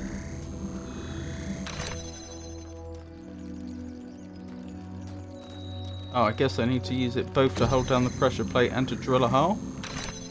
No, that's not possible. Then I guess I'm using it to hold down this pressure plate. And I get a connector, very nice. Nice stuff in there if I can get to it.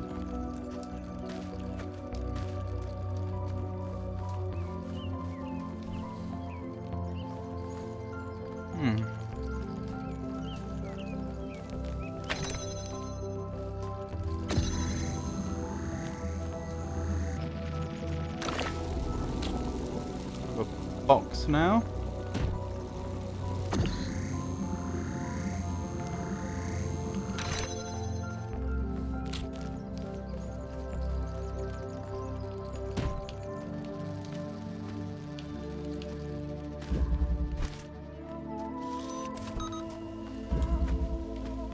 The thing I'm struggling with a bit is what was the point of that jammer?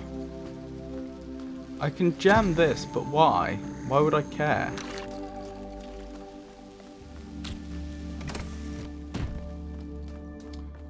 As yet unclear.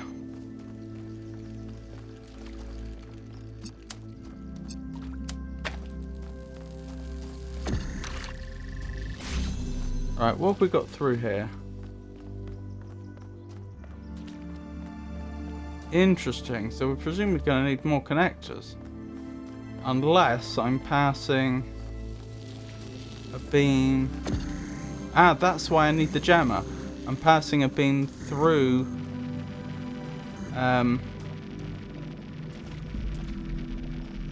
through there, I think. Although oh, there we go. That's the angle. Hey, Tato. Lovely to see you. I hope you're having a good day.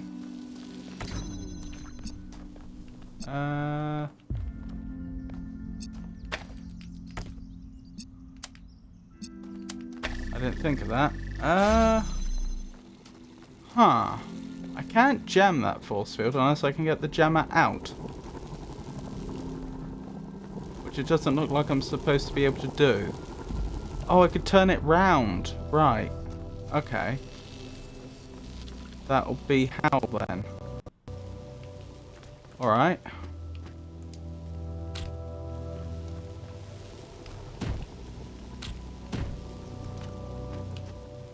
Made some caramel till with cloves and honey. That sounds lovely.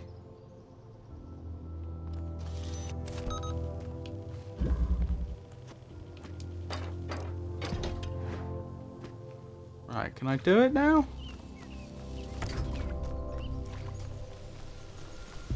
I think I can. No, I can't. Or can I? Do I have enough parts to... No, I have nothing left for this.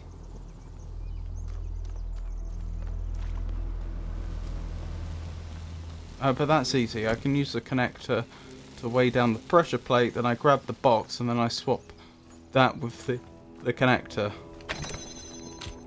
And that's all to keep this force field down.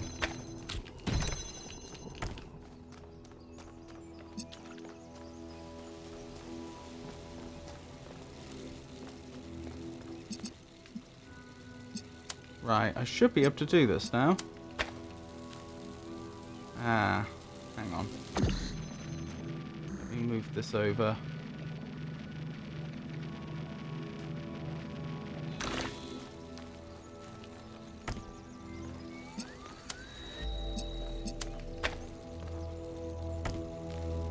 Just trying to get the angle right is all. That's the only thing left. There we go. And we're through.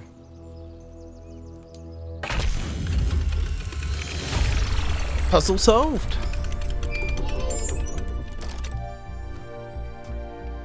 I've managed to extract an audio file from 1K's data stream incident. It's hard to be sure because it's just a fragment, but I think it's some kind of log or diary. We finished a new lab today. Some processes are still harder than others, but energy output was up 2,000%. It's incredible how each leap forward enables another. The next iteration of the machine will... So as we suspected, someone was experimenting here. But experimenting on what? What was this machine they were building? Maybe it's whatever powers the megastructure.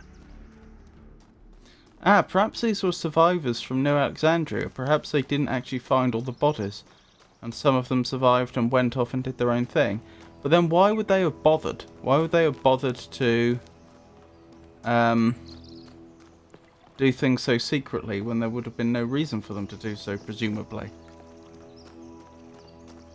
You know, who would have objected at the time? And how would they have objected? Would they have physically stopped them from going off and experimenting? Seems unlikely. Seesaw, interesting. Well, the first two moves seem obvious.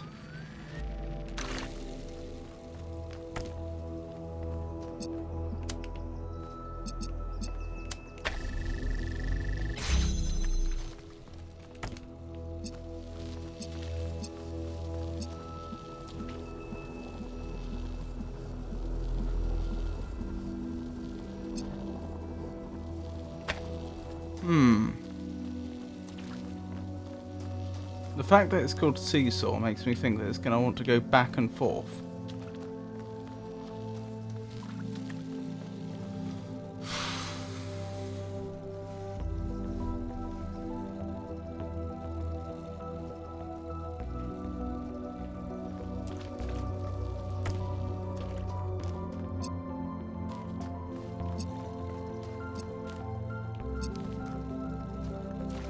The problem is I need this force field to be down.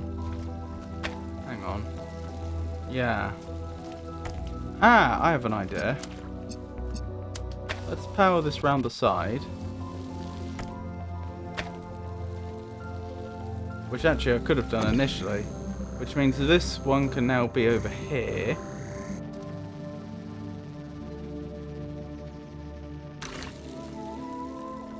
I'm missing some steps here. The lasers will crash, so that's not going to cut it on its own. Let's see what happens at least.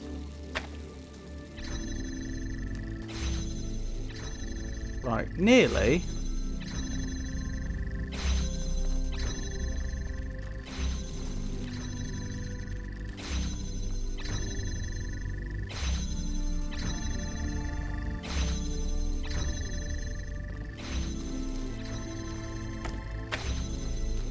What if I did it the other way round? What if you were providing the red?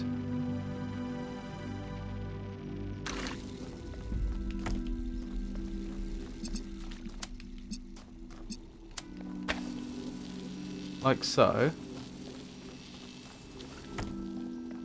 I think if this works, I'm not going to have long to make a dash for it. Right, I think when I put this down, this will set up a situation whereby the blue will first cut off the red, but then the blue will make it through.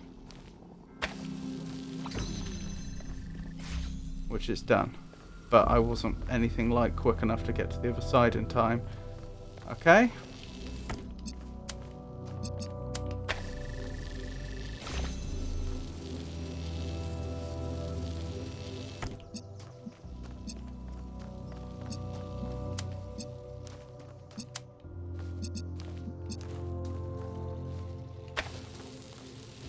Oh, hang on. That's a great idea. I can body block to prevent it from completing. Long enough for me to get through, I mean. Like so. Nope. In principle.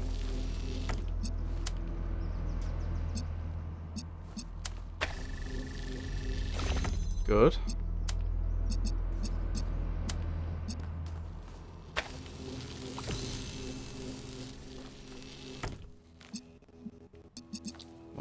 Why am I not having much luck body blocking?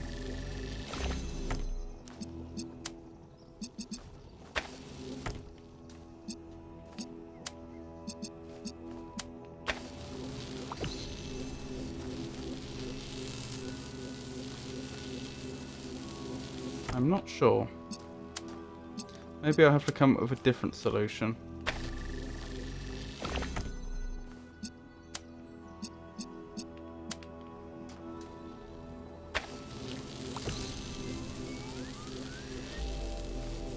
It seems to stop the other laser even if it can't get that far, which is strange. So even if I prevent the laser, even if I block the laser before it gets far enough to interfere with the other laser still stops, still gets interfered with. That's a bit weird.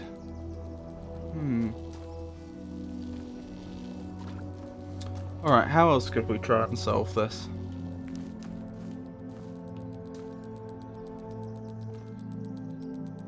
Hang on. I've just realised.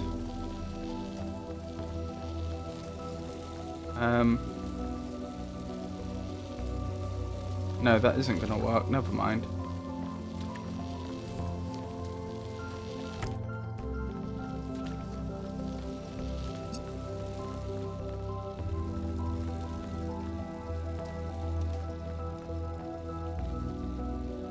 No, that might work.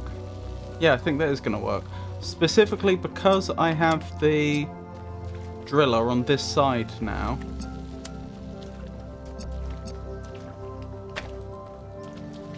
I should be able to do it all from this side.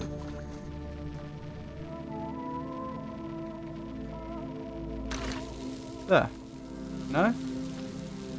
Oh, that's unfortunate. There we go. That wasn't so hard after all. Took me a while for some reason.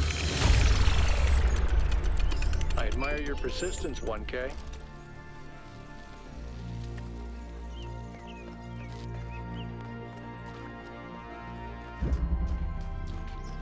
Oh, more dialogue. I've been meaning to talk to you. That was weird. This vision you had, the data stream overload. How did it feel? So, last time when someone turned around to face us, I noticed some sort of weird glitchiness about the appearance of their face. I saw it again this time, and I think I managed to more clearly see what was going on. It was as if the shadows of their face were moving out of sync with the contours of their face, if that makes sense. It was like the shadows weren't lining up properly for a moment. It was strangely beautiful. It was unpleasant at first, then beautiful. It was frightening. It felt threatening. It was just data. I can't explain it. It was unpleasant at first, then beautiful. Don't you worry that maybe your first impression was correct? And after that, your mind was basically being hijacked?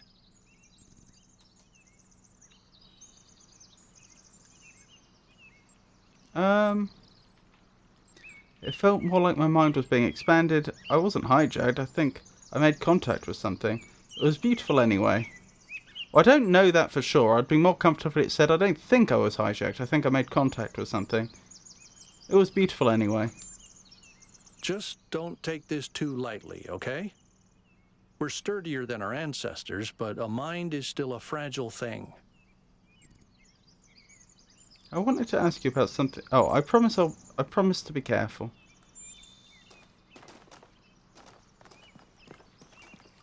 And we can't continue that dialogue. Right, that's this area. Mostly complete, other than the stuff that we don't know how to do, and whatever the big achievement's going to be in this area.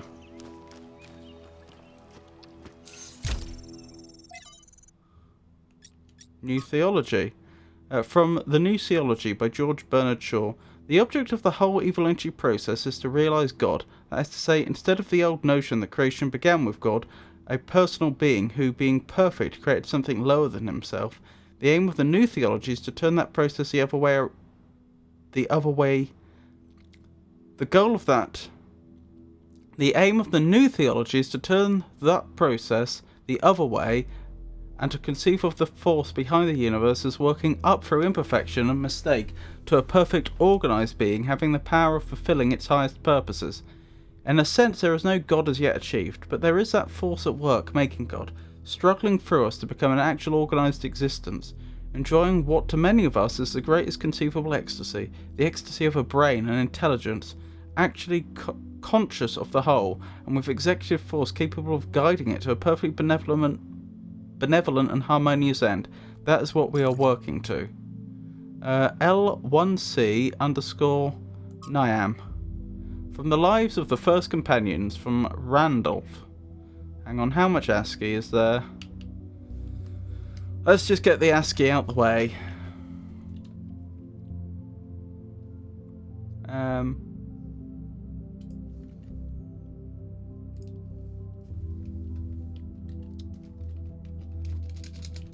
Five 9 4F 55 etc.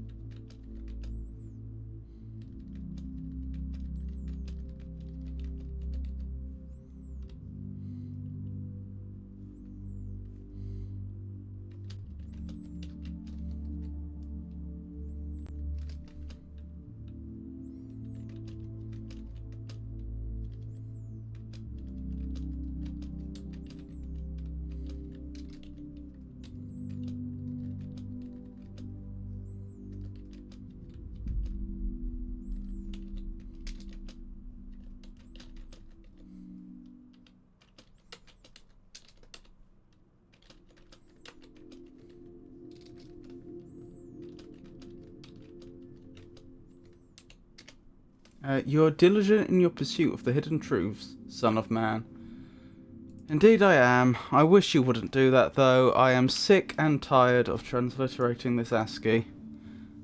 From the Lives of the First Companions by Randolph, 777. After these events, Niamph decided to consult the writings of the ancients, but while philosophy and religion interested her, it was art in all its forms that came as a revelation. To her delight, she discovered that meaning was not something constructed purely out of logical will, but it could also be found in stories, that even when the characters and events of a story were not factual, they had a validity and weight as if they somehow were real after all. She was astonished that such a profound experience was freely available to all humans, but concerned that too few took advantage of it, so she set out to enrich the inner lives of her fellow citizens by promoting the arts, starting with the Legacy of Gehenna. Failed to load profile. Niam sounds nice. I would love to meet her one day. She must know more about New Jerusalem art history than anyone, assuming she existed. When we do, remind me to explain how to pronounce her name. The default settings in the language libraries are wrong. I'm probably pronouncing it wrong. Leviathan. From the Introduction to Leviathan by Thomas Hobbes. Nature, the art whereby God has made and governs the world, is, by the art of man, as in many other things, so in this also imitated, that it can make an artificial animal, for seeing life is but a motion of the limbs, the beginning whereof is in some principal part within. Why may we not say that all automata, engines that move themselves by springs and wheels as does a watch, have an artificial life? For what is the heart but a spring, and the nerves but so many strings, and the joints but so many wheels, giving motion to the whole body? Such as was intended by the artificer.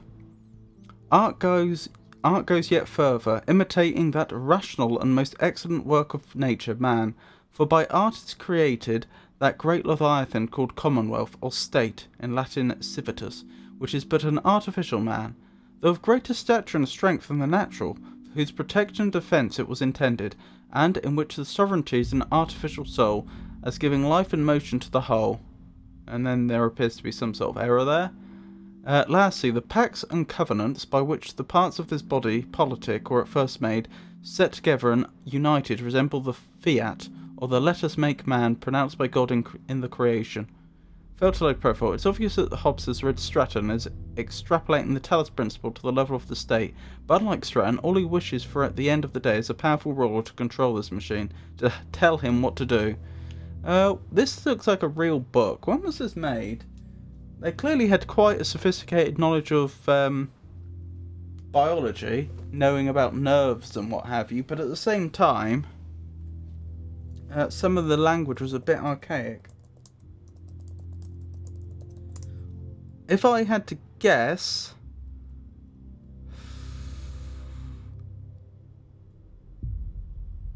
late Victorian? Or maybe early 20th century? No. Well earlier.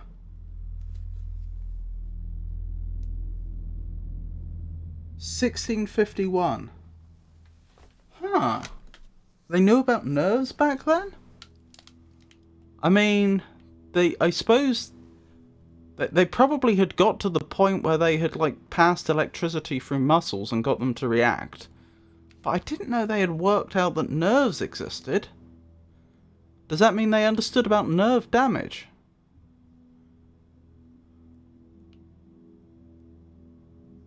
I mean, I would say the language did seem much older than, like, Victorian, but at the same time, I was thinking, like, when could you possibly have had someone that was both writing language like that, perhaps in a deliberately archaic fashion, but at the same time still had such an advanced knowledge of biology? But no, it looks like they worked some parts out a lot earlier than I had thought. Interesting. Oh well, just made a fool of myself on stream then. Oh yeah, Tato, if you're still here, would you like me to read out your facts for this stream? Actually, where was I going in game? Sure. Okie doke. I guess I'll just find... There we go, that'll do. The next directions. Oh. Let's do one. Okay, just one.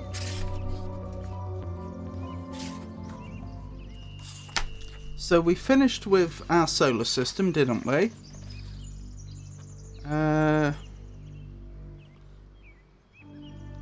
And this one seems to talk. This 2-page spread seems to be concerned with what makes Earth particularly suited to life. So what have we got here? Venus's average temperature is much higher than Mercury's, even though it's farther away from the sun. This is due to all the carbon dioxide in its atmosphere, which traps heat. Oh yeah, so Mercury, atmosphere, 167 degrees Celsius. Venus, 464 degrees Celsius. That's quite toasty. Earth is at 15 degrees Celsius. Obviously that must be average. Mars, minus 63 degrees Celsius. And I do believe Mars is quite a bit more... Am I making this up? Is Mars' atmosphere carbon dioxide rich? I don't think it says here. Let me check.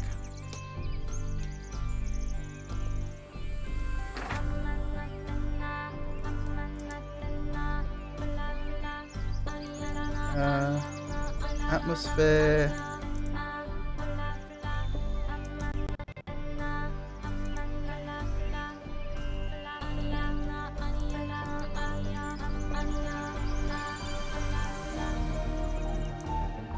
Come on. 96% carbon dioxide. I thought so.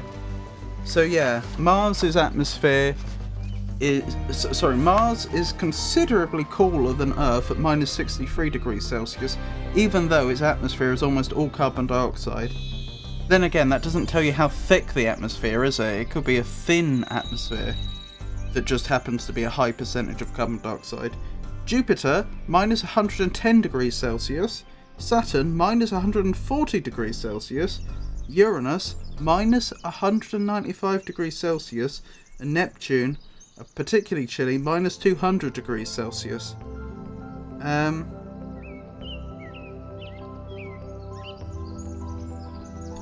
Of course, Earth is at the right temperature to allow for liquid water, although that also depends upon pressure, without it all evaporating or freezing. And it's in the Goldilocks zone, which is basically the zone named, of course, after the porridge that was just right in the fairy tale Goldilocks and the Three Bears.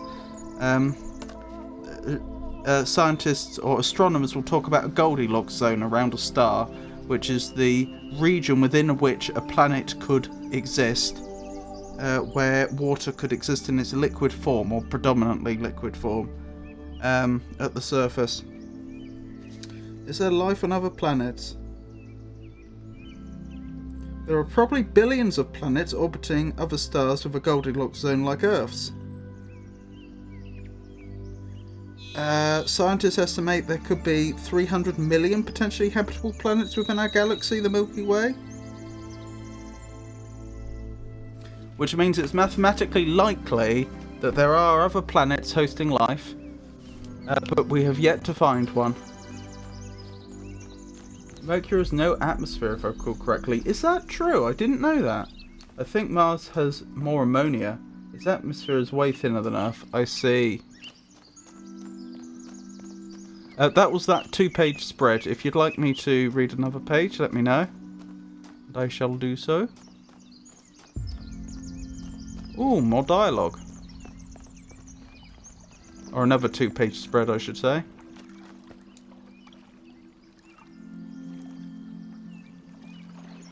Did something break? Did you look at one of those labs? I did. It's interesting. The tech is a bit older, but it's been heavily modified to be more efficient. And it's not the kind of hack job you'd expect either. Whoever did this knew what they were doing. We could probably learn something from them. Interesting. Also, that you'd say that the tech is older, that supports my theory that a group from New Jerusalem went off and did all this using the tech that you had at the time, but without the knowledge of New Jerusalem. The main reason Earth was able to preserve life is because of lack of activity in our space and it being fairly empty. I sort of see what you mean. If it was being absolutely bombarded with meteorites or something,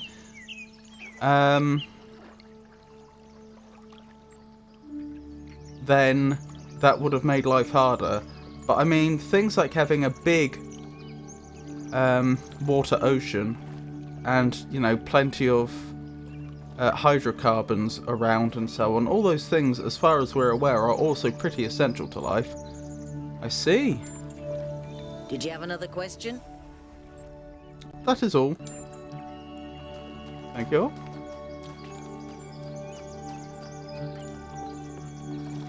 Right, where am I going to get to this?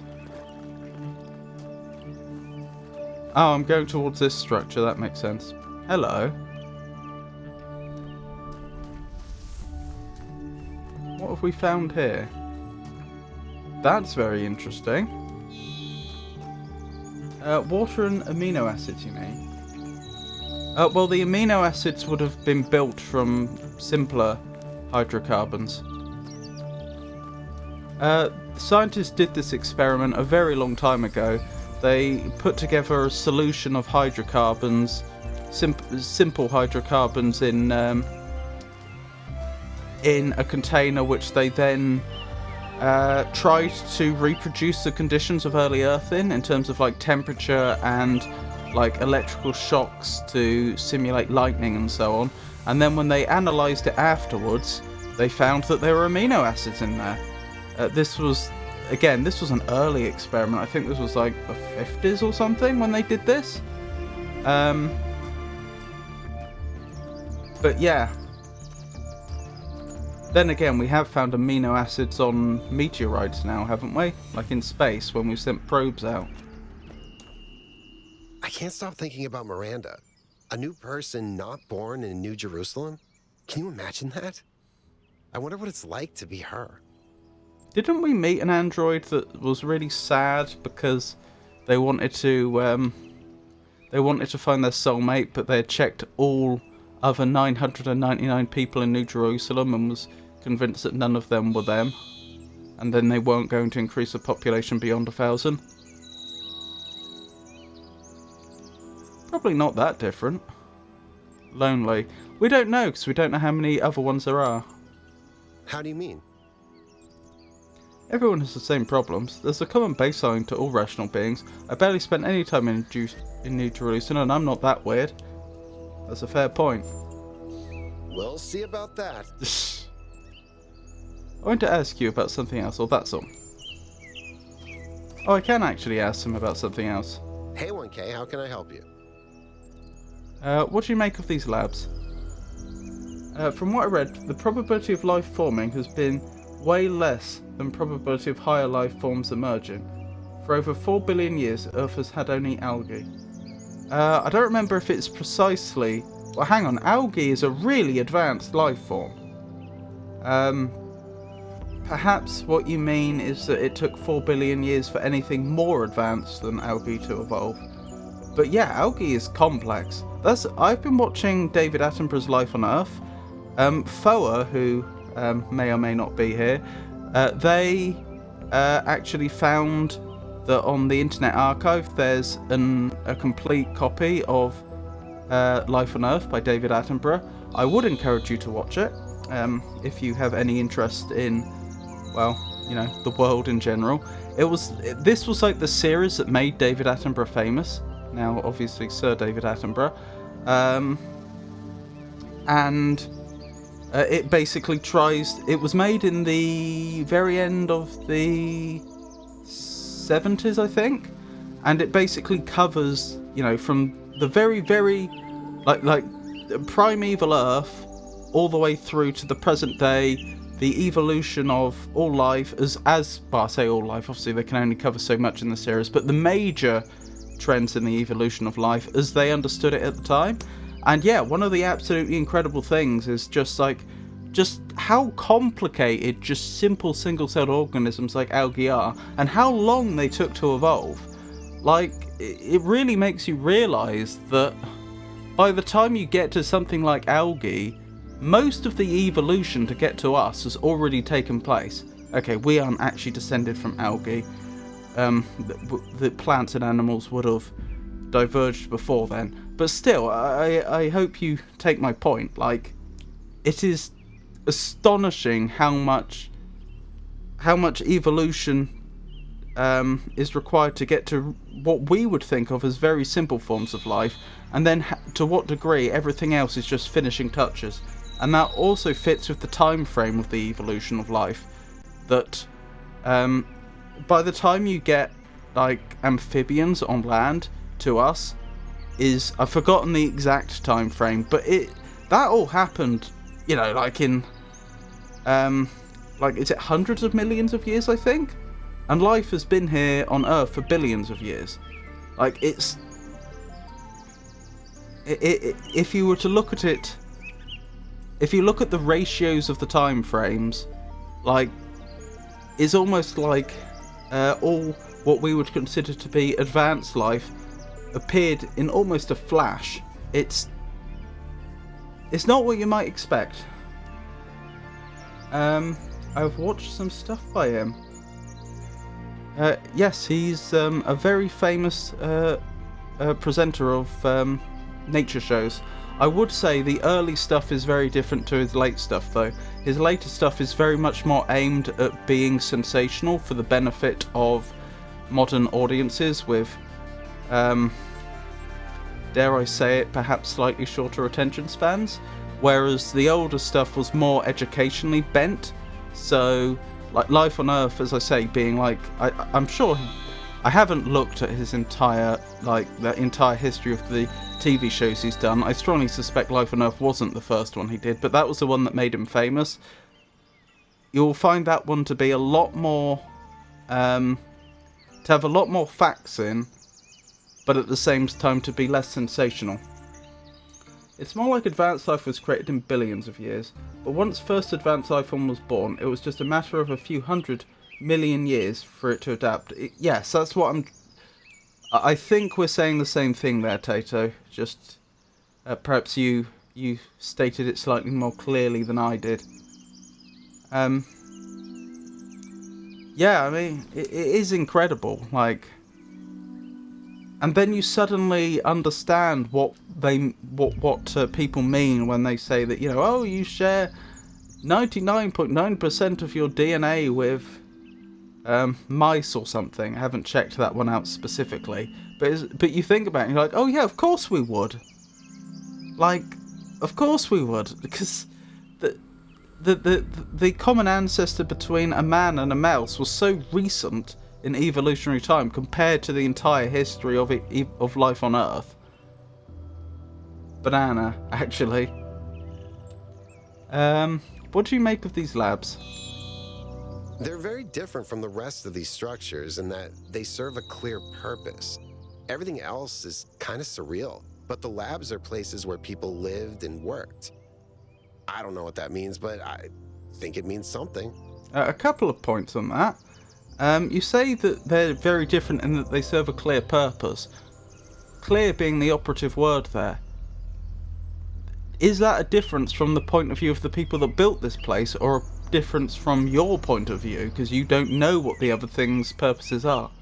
It could be that all these structures serve a purpose, but I do take his point that there is a very good chance that a lot of these structures are just here to impress us. Oh no!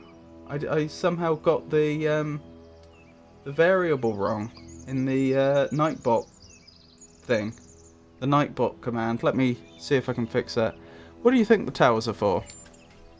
Maybe they're for powering up the megastructure? Or maybe they just open it, like keys. Why? No idea. But aren't they gorgeous? Just incredible feats of engineering?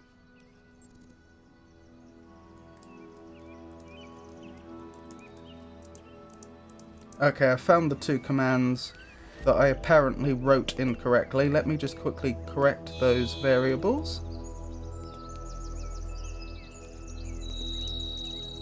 all I did was I put the open paren behind the $ instead of in front of it, which it should have been. Let me quickly test that in chat. So, exclamation mark BRB, there we go. Sorry about that, Tato. They're just big, what a waste of material. I'm not sure how I feel about them. I agree, they're beautiful. I don't know who built this place, but whoever they were, they must have had a purpose. Making something so beautiful feels like a statement of intent. Excellent. Right, where were we? We were supposed to be heading to whatever that is. So this way. Oh, I see it now. It looks almost like a Stargate.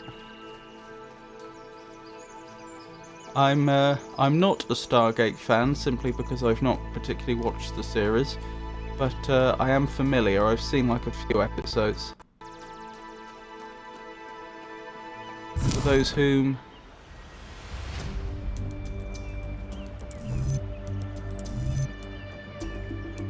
may have been wondering.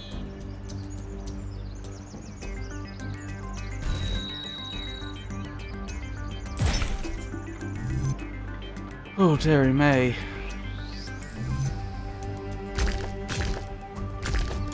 That's not gonna work. I need to go back. Oh, it looked like I nearly fell off the edge, but I got away with it.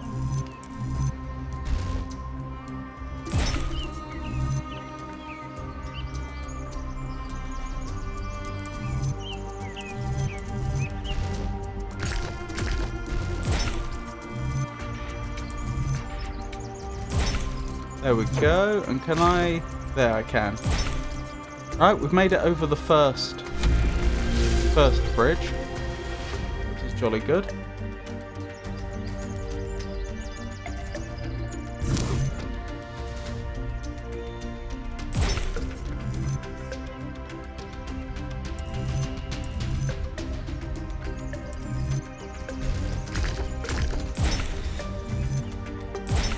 Oops. Didn't mean to do that. These controls still confuse me. There we go!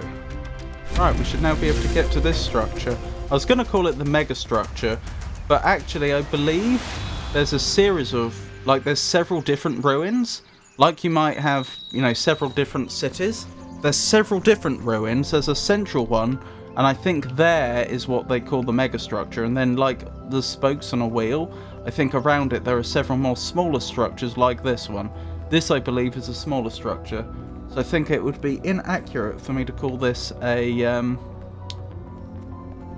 mega structure, even though it kind of is. Right, we're going to meet the Sphinx again, or perhaps some other mythological figure.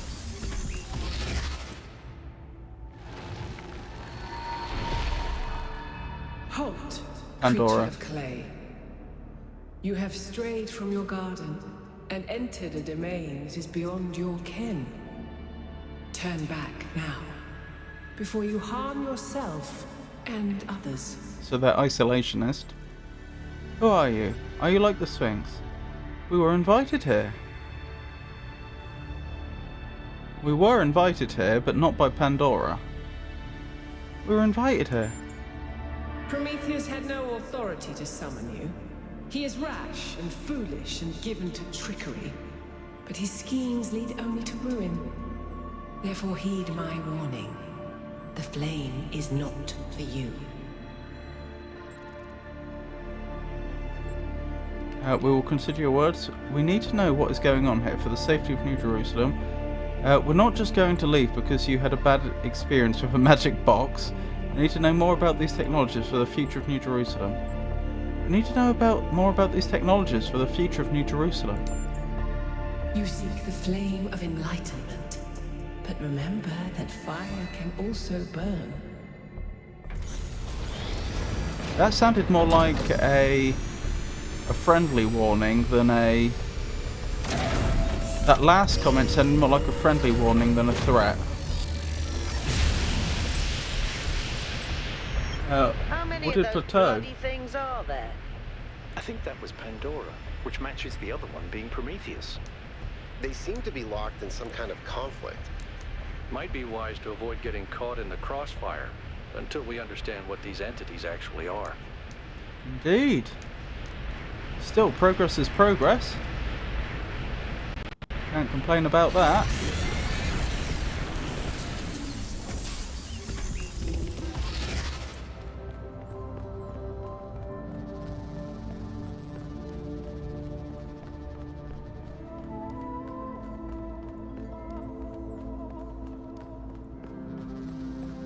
So, I know there are other things that I can do in this area, but my current thinking is I should prioritize doing the easy puzzles because I know what's expected of me, and then I should go back and try and get all the rest of the content in this game.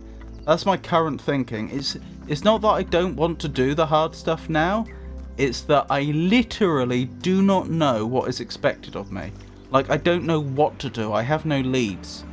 I'll show you, for those that aren't familiar with what I'm talking about, I'll show you in a second once I find one of these fancy signs. So this is lighting up the stuff that we haven't done yet. There's a golden gate here that we haven't done, and then there's these two triangles. The golden gate I can find. I haven't found the golden gate in this location yet. I found the golden gate in a previous location we went to, because there's more than one of them, one in each location so far as I'm aware. I found it in the previous location, no idea how to open it. Like, I had a good long look and a think, and I just couldn't find a way to get it to budge. And then on top of that, we have these two triangles. I don't know, well, they're sort of concentric triangles, aren't they? I don't know what they are. They might be the keys to opening the Golden Gate for all I know, but I haven't found anything in the world that I recognise as corresponding to them. So given that I literally have no leads, my thinking is finish the stuff that I do know how to do and then go back for the other stuff. Because it may well be that while I'm doing stuff in later areas, I may stumble across like how to get into one of the Golden Gates. And once I know how to get into one of them, I'll probably know how to get into all of them. That's my thinking. Could be wrong. Right, let's go to the next area if we can.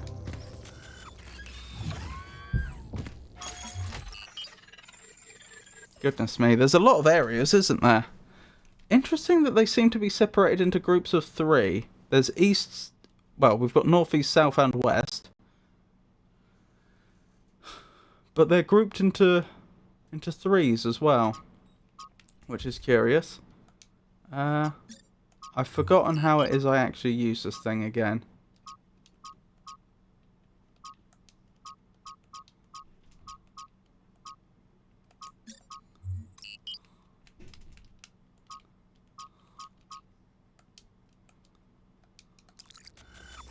Sorry, it's a controls issue. I don't know how I navigate this menu. Oh, well, this is taking me to the right place anyway. After found those labs, I started thinking, where did all the tech come from? So I had a look at the serial numbers, and it turns out the answer is New Alexandria. Ah. Oh. Wow, I guess that makes sense. After the explosion, the colony was abandoned. And some of them were No one alive. never went back for all that stuff. Oh. We had enough to deal with. So many dead. You So assume. that's one question answered. But how did they go from scavenged Alexandria tech to all this? How did By we working go hard. from nothing to where we are now? Through the application of reason and the right tools. Exactly.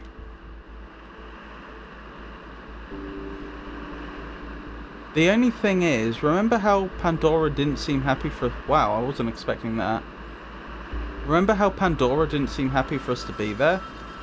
Well, the people that actually built these locations, probably from what they scavenged from New Alexandria, they came from somewhere, clearly. They were almost certainly the original ones, survivors from New Alexandria that got abandoned. Look at the size of that structure. How does the material support so much weight? Is it the same stuff as the other buildings? Yeah. I know it looks like some type of concrete, but the molecular structure is completely different. Whatever it is, it's a lot stronger and less brittle. Are the labs made out of the same material? No, that's just ordinary concrete. Although, it does have some molecular weirdness going on, too. Too little variation in the grain. An earlier variation of the same concept, presumably. Perhaps they already had their transporter technology when they built the labs, but they hadn't yet experimented with different molecular structures to the point of being able to create stuff like that. Anyway, what I was thinking is, if... Right, so the people that live in New Jerusalem, they had no concept that there were other androids out there, right? And we do believe that those people, that all this technology sprung from New Jerusalem originally. As Alexandria was their second settlement that came from settlers from... The settlers of New Alexandria came from New Jerusalem and brought their technology with them, right? So what I'm getting at is, the only way that someone could have built this and the people who built it to effectively have been off the record, for them not to have been found to be missing, not for them being missing not to have been noticed, I suppose I mean, is if they were some of the people that were thought to be dead. So the only way this makes sense to me is that they abandoned the settlement and left some people there who they thought were dead, who weren't dead, who then scavenged New Alexandria, worked very hard, and teched up to this point. Here's the thing, Pandora was not happy when she found that we'd arrived, and she did seem to be familiar with New Jerusalem as far as we could tell. I wonder if she could have been one of the people that was left for dead. Presumably having changed her name, or else other people would have noticed. I mean, after they started building whatever these new settlements are, they could then have built new androids, like Miranda, who apparently wasn't on the New Jerusalem record. So they could have a whole population of people that are descended from those that were abandoned at New Alexandria. But my point is, there could be a lot of animosity towards the inhabitants of New Jerusalem for having abandoned them and left them for dead when they needed help. I could be wrong, I am just speculating, but it would tie quite a few things together. Look at that, isn't that beautiful? Blimey. That looks like a very interesting monument. As much as I want to get to the other side of that and look at what I presume will be a face, particularly to see if that's an android or a human, I'm sure we'll be led past there sooner or later, so I may as well just head to the first puzzle and see what we get. Oh, I just had a thought. You know how the locations are grouped into threes? There's like 4 sets of 3. I wonder if each set of 3 is supposed to be at a particular difficulty level. What is that? I do not recognise that device at all. So far, every time we've been to a new area, it's introduced a new type of device we've not seen before. In the first location, we were introduced to RGB converters for the first time. In the second area, drillers, and in this area, whatever that is.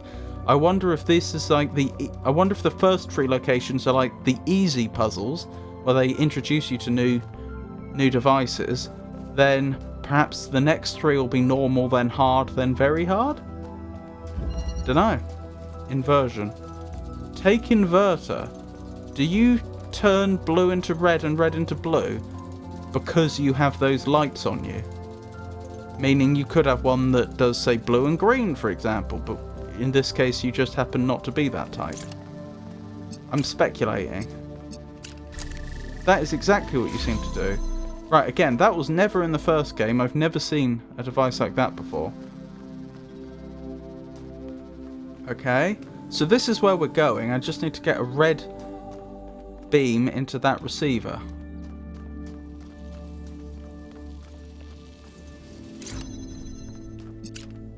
Oh, which presumably is going to be trivial. I think this one's a really, really easy puzzle because they're just trying to introduce you to the concept of this new device, as opposed to actually really challenging your intellect, if you will. So this one I just presumably invert again. Yeah. So they're just making the point that you can invert and invert back. Fair enough.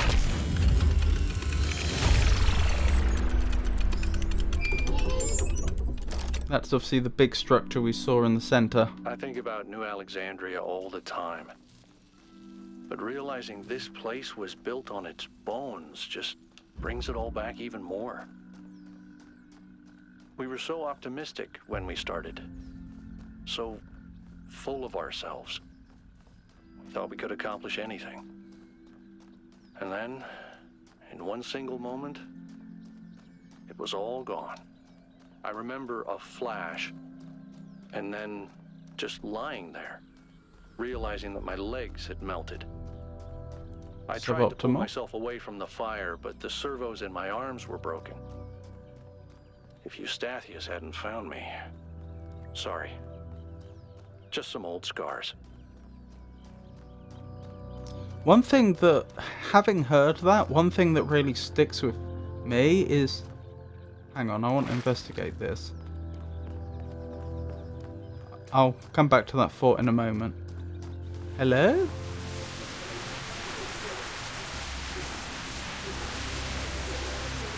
Are you digging? At first I thought you were bowing or praying or something. Discover a trace of what happened on the island. When we go to New Jerusalem, I'm going to have a cat.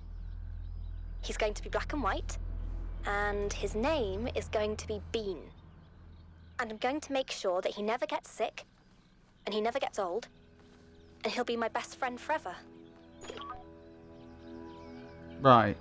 Two things from that. First one is that she thought she was going to New Jerusalem.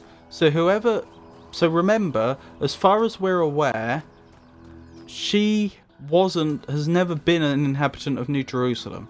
So there was this settlement in New Jerusalem. Then they set up a second settlement called New Alexandria.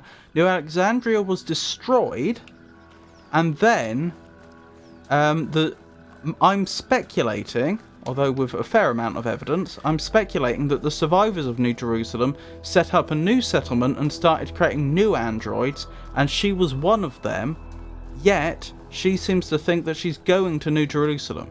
So even though they had up to this point lived an isolationist life, it looks like they were still thinking about reintegrating even at the point when they were making new androids, which is interesting. The second point I was going to make is, so she is thinking about... we discussed this before in the last stream, the last Talos stream.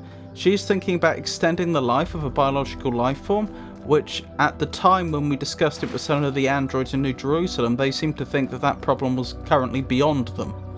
So the point is, she clearly has a lot of ambition. I think we're very much seeing a tale of two cities here. One city that after the disaster ended up being very conservative in its beliefs and practices because it saw what happened in New Alexandria as a warning, but yet those that survived New Alexandria and weren't rescued seem to have gone the other way. They, as far as I can tell, they seem to have taken it not as a warning not to be ambitious, but rather to do things right and pushing them on even more, making them even more fervent in their desire to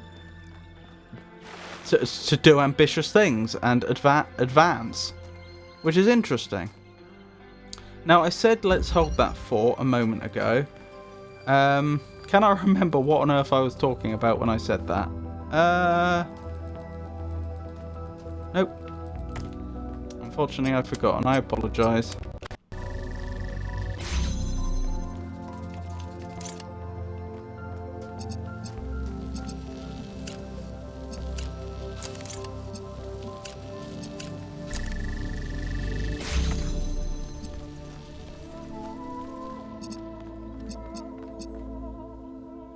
Interesting.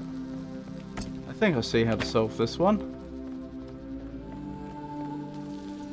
Or do I?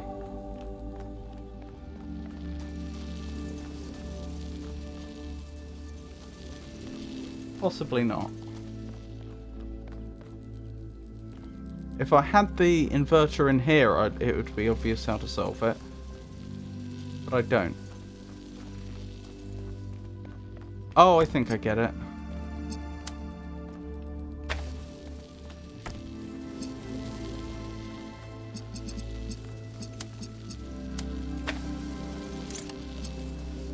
And this way I only end up locking one of these out, not two of them. One of the connectors, I mean, when the force field comes back up now. There we go. That was straightforward enough.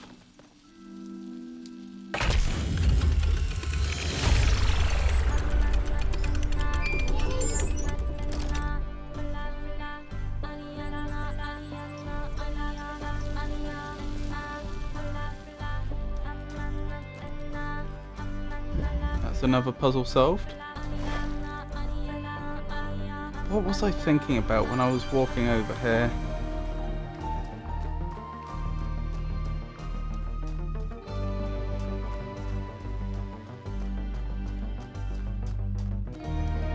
That's completely gone from my mind, unfortunately.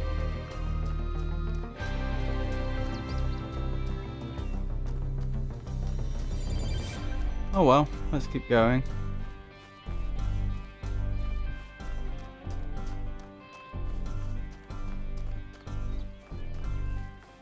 Is that a fox? Hey, it's a fox! Where have you gone, little fox? There you are. If you hadn't moved, I wouldn't have seen you. What a beautiful animal.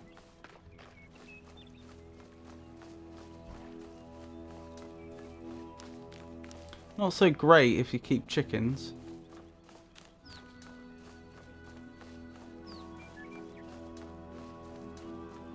Such a beautiful world in this game.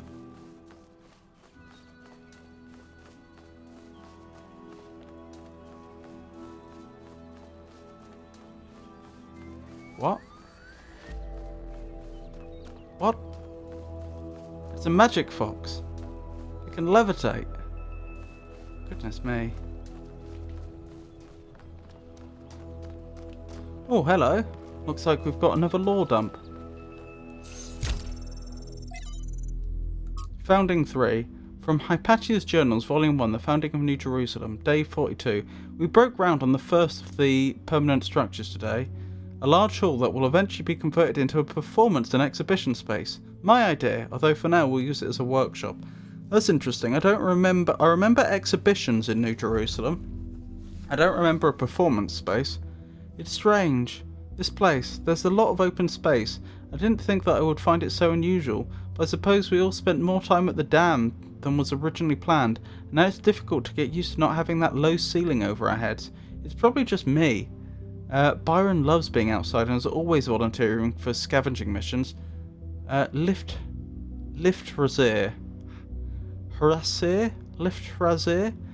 I'm not sure how that's pronounced. Usually tags along, although he seems more fascinated with observing nature and various weird creatures. At night, I sometimes catch myself standing by the door, not because I have guard duty, just watching the stars. It's oddly comforting to think that they've always been there, that they watch over our ancestors standing where I now stand. Hey Eddie Morale, lovely to see you. I hope you're well. Hope you're having a good day. I have been enjoying the sequel so far. Thank you for asking. From Miranda to 5358. That's odd. It's as if the account that is to has been deleted, but her account hasn't.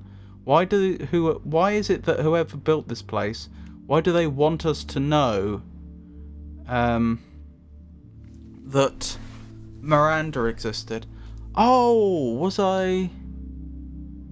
No, I wasn't talking about Miranda when I lost my train of thought. Never mind. We finished setting up the external site of the lake. The area is so stunning. We forgot about the experiment for a while and went for a long walk. The ways in which all the different aspects of nature interact with each other are endlessly fascinating to me, and the sheer variety of living things, even on a simple green meadow. Sadly, we then stumbled onto the carcass of a deer that had been torn apart by wolves. It must have suffered enormously, and thinking about that made me feel truly terrible. There is so much pain in nature. That does remind me of what I was talking about before I lost my train of thought. Alcatraz had just talked about how his legs had melted and how the servos in his arms weren't working, and if Eustasis hadn't found him, well, it doesn't bear thinking about. That's what it does sound like, something truly terrible that he went through, and I can understand that he has a lot of trauma around that event. But the thing that I find really notable from the point of view of comparing their civilization to our civilization is the fact that because he has an android body and they have the manufacturing to create new android parts, physically he's fine now. He has absolutely no disabilities. He has no scars, physical scars, may have mental scars. He's physically absolutely fine. Whereas, of course, if a similar accident had happened to a human being, A, they'd probably be dead, and B, if they weren't, it would have lifelong consequences. Lifelong physical consequences. Which isn't something that they seem to have to worry about so much in this society. In this society, it seems very binary. Either you're dead or you're not. Even really serious, grievous wounds are just a temporary inconvenience for them, which is interesting. It makes you wonder how that would change their culture. Ecosystem engineers, cutting down swathes of trees for their building projects, thoughtlessly causing radical changes to large environments and forcing local species to adapt to their artificial habitats. These are the traits of a species of intelligent, industrious, and extremely impactful ecosystem engineers. Humans? No, I'm talking about beavers. Like us, beavers transform their environments via building, and their actions have real consequences, creating vast wetlands that some species thrive in, while others die. Human activity is very similar. We too are ecosystem engineers, and we too benefit some species while harming others. Everything about this is completely natural, including the damage to other species. After all, that's what competition evolution is all about. Those species that adapt to the ecosystems we create will, over the coming millennia, become the core of a new biodiversity, and so evolution runs its course. If we don't like the results, if we think some species should be preserved despite being outcompeted, well, that's anything but natural. It is, however, very human. Anthony Castor, ecosystem engineers. I think the flaw in that logic is that evolution can only do so much in so little time. Like, I know that there have been examples of really quite rapid evolution, but often those tend to be very superficial changes, like the change of the colour of not so much the skin necessarily, but the surface of an animal, whether that be fur, scales, feathers, what have you, or the size of an animal or something like that. Or sometimes it's happened through hybridization, where you've had two different species which have then begun breeding, and then due to and then within the combined genome of both species, they've been able to find the genes for an animal to then evolve, or for an animal to emerge, which combines traits of both, but then is adapted to an environment which neither of its two parent species were adapted to. My point is, to have real diversification, as evolution can do, it generally takes more than a few millennia, a few thousand years. Like, evolution usually acts over, hundreds of thousands of years. So the problem is, you say like, oh, humans may alter the environment and then the animals will evolve to adapt. Well, to an extent, but the problem is how quickly the environment will change. Like, what you would if we allowed ourselves to do what we like to the ecosystem and gave no thought at all to other species, what would happen is there would be a mass extinction event. Biodiversity would collapse, and then out of that, if humanity kept itself alive long enough, eventually new species would evolve, but over a very long period of time. Like, not thousands of years, probably not tens of thousands of years, probably hundreds of thousands of years. And that's, of course, assuming that humans didn't repeatedly change the environment in different ways, which they probably would do, which would then make that sort of change even harder. So I don't entirely agree with the conclusions that this author is coming to. Miranda, it's fascinating how so much of what we do is common in animals, but furthered enormously by our intelligence and our ability to remember. Through us, the universe strives to a greater level of complexity. I can see what she means, especially having read some of the earlier articles. But striving to me would imply having being able to desire something, being able to want, which I think is personifying the universe a bit too much. Failed to load profile, but does the universe have the capacity to strive for anything? We must be careful to avoid projecting human values onto the cosmos. Goodness me. And again, failed to load profile. More evidence that all these profiles have been deleted other than Miranda's. Why? Still, that was interesting. Let's take a look at this puzzle, shall we? What have we got? There and back again. That's a quote from The Hobbit, isn't it? So ultimately our goal is to get a green laser to this green receiver. We have a red producer and a red receiver, and we have a connector, so I mean it would be rude not to connect these up. What do we have in here? Okay, this area is larger than I thought. So there's a blue receiver here, so we could presumably open this force field using that instead. There's a blue producer, which we can power using this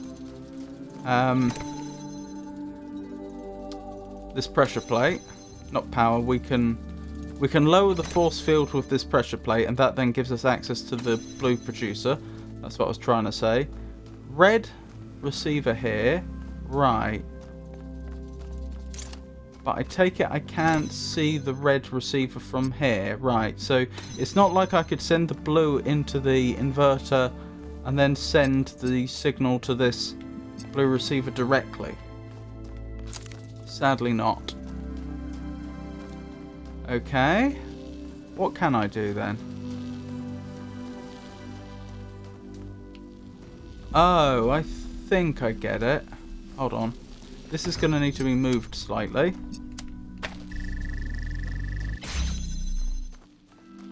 I think to get the connector in here, which is going to be the first step, I need to do something like this. There we go. And now I should be able to grab this without any trouble and get it into here. Good. I think this next bit's going to be quite easy. What we don't yet have is a way to produce a green signal. So we'll have to see about that. There's an RGB converter. That'll allow us to produce green. Right, well we no longer need this bit. That bit's done. I can use this to let us out. Between the inverter, with one RGB converter and one inverter and one source, I should be able to produce any color I like. Because I have red here, and I can turn that into blue, but then I can combine the red and the blue to make green, like so. And we've got another one of those beautiful triangles, which, like I say, I don't think we saw in the original game. So I don't think there was any... Actually, we may have seen them occasionally in the first video game, but I think triangles like this were rare, because you rarely were sending one device 2 signals in the first game. As far as I recall. So that's another puzzle solved. 1K.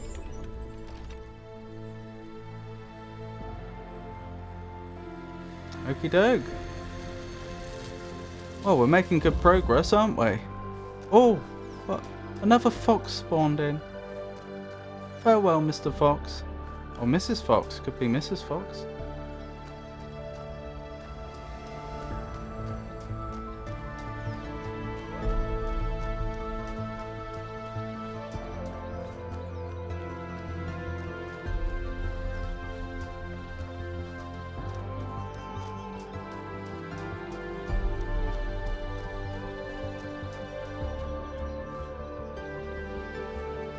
Over here, is this 4? This is 4.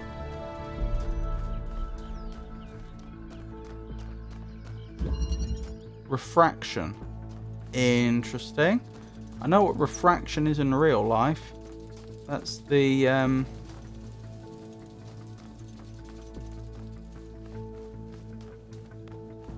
that's where light... Isn't that where light ends up having its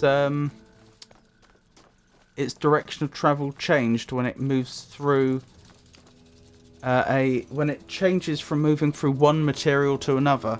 And that's also how you can end up splitting light into its different wavelengths, because different wavelengths will get refracted to different degrees. I'm 99% sure that's right. I'm actually looking it up. Yeah, that is it. It's one of those things where you think you know it, but then when you actually say it out loud on stream, you get worried that you're actually making a fool out of yourself. Fortunately, not so on this occasion. I did make a fool out of myself earlier with what I said about Leviathan, though. Right, what have we got? 2 more inverters, wonderful. And through here, you want blue. Okay.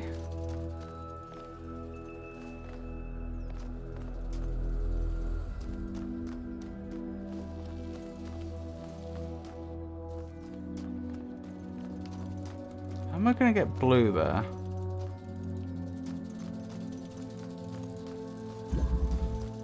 I assume I can send a laser beam through a purple field. You know, it's funny. I probably did do that in the first game, but I don't actually remember doing it. The problem is, since it's a blue source, I need to send it through an even number of inverters.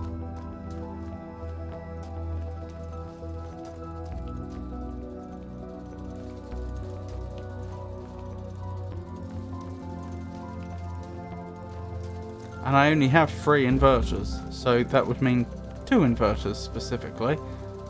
I feel like I'm missing something. Oh, hang on, I can do this other one now by just pulling the inverter through. That'll be what I'm missing.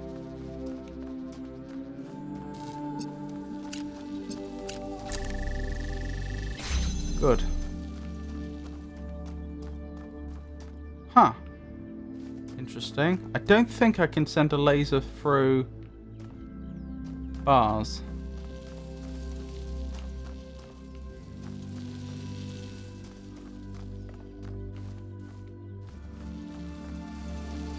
Problem is, it's gonna turn... Oh, this wants blue. That works then.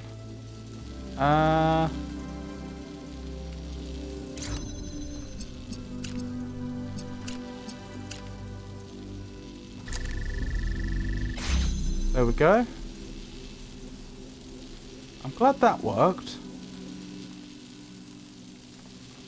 Oh, it doesn't... Ah, that's an interesting interaction. I was wondering about exactly this. How it was going to distinguish between input and output when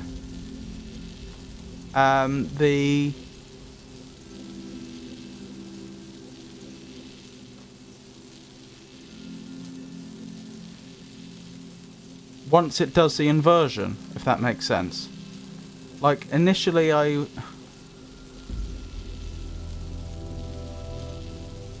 How did it know to do that? I'm trying to figure out. So initially, I had 1 red beam going to it, and it was producing 1 blue. That's obvious. But then a red beam got to it on the other side. So now it has 2 reds coming in and 1 blue coming out. But because it's producing blue now, it decided that was no longer an input but an output. I don't know how that logic works. Why couldn't it, for example, have done it the other way round? Why couldn't it have said, right, we've been receiving a red signal from here for a while now, so that's our input, and we're producing blue, So now that this direction's been opened up, we're going to send a blue signal down there, and you would end up with the two signals interfering in the middle like that. Why did it choose to make this the interfering? It was going to always have one red signal coming in, but why did it decide that this would be the interference side and not that one? My best guess is because it's had to take a longer path from the source to get to here. I seem to remember that being like a really pedantic rule in the first game, which ended up coming up for some very difficult puzzles, possibly only fan-made levels, but I seem to remember it coming up that the algorithms that the developers had made would use distance that a signal has travelled, and distance as measured by essentially the number of nodes it goes through, a node being like a device. I think it used that for tie breaking.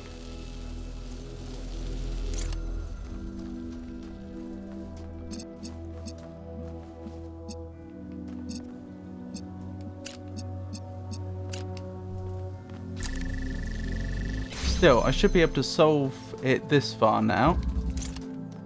Assuming I can send a signal through the purple. And it's solved. That was it. Huzzah!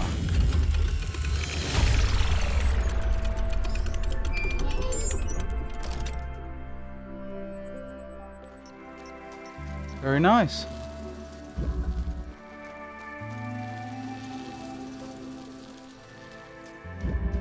Okie dokie. Right, we should probably wrap up there. I know it's a little early, but on Wednesdays I do need to wrap up a little early. I have a game session later, not that long, that I need to attend. So I hope you all enjoyed the stream. I'll be streaming again tomorrow, and we'll be continuing with Dark Souls 2. Just having a quick check who's currently streaming, who we might want to raid.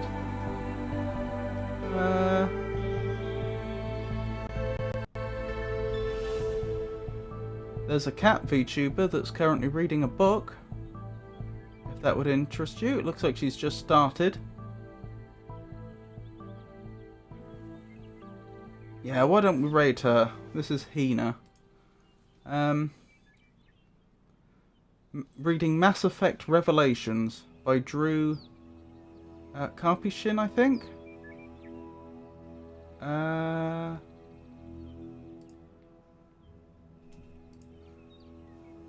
Right, let's set up that raid.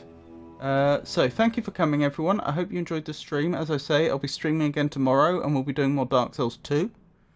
I'll also be streaming the next day, which that's going to be Friday, isn't it?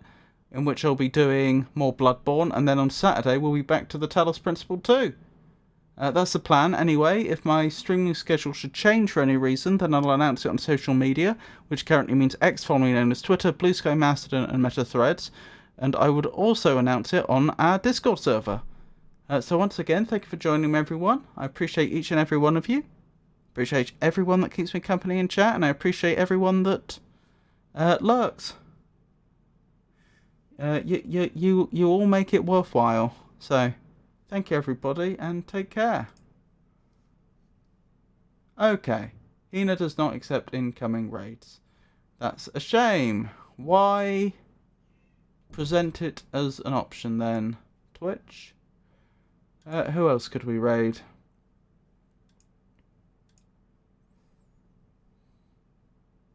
Maybe we'll forgo the raid tonight. Unless anyone wants to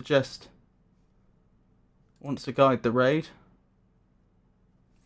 Alright, well, thank you everybody, and I hope you all have a wonderful night. Good night.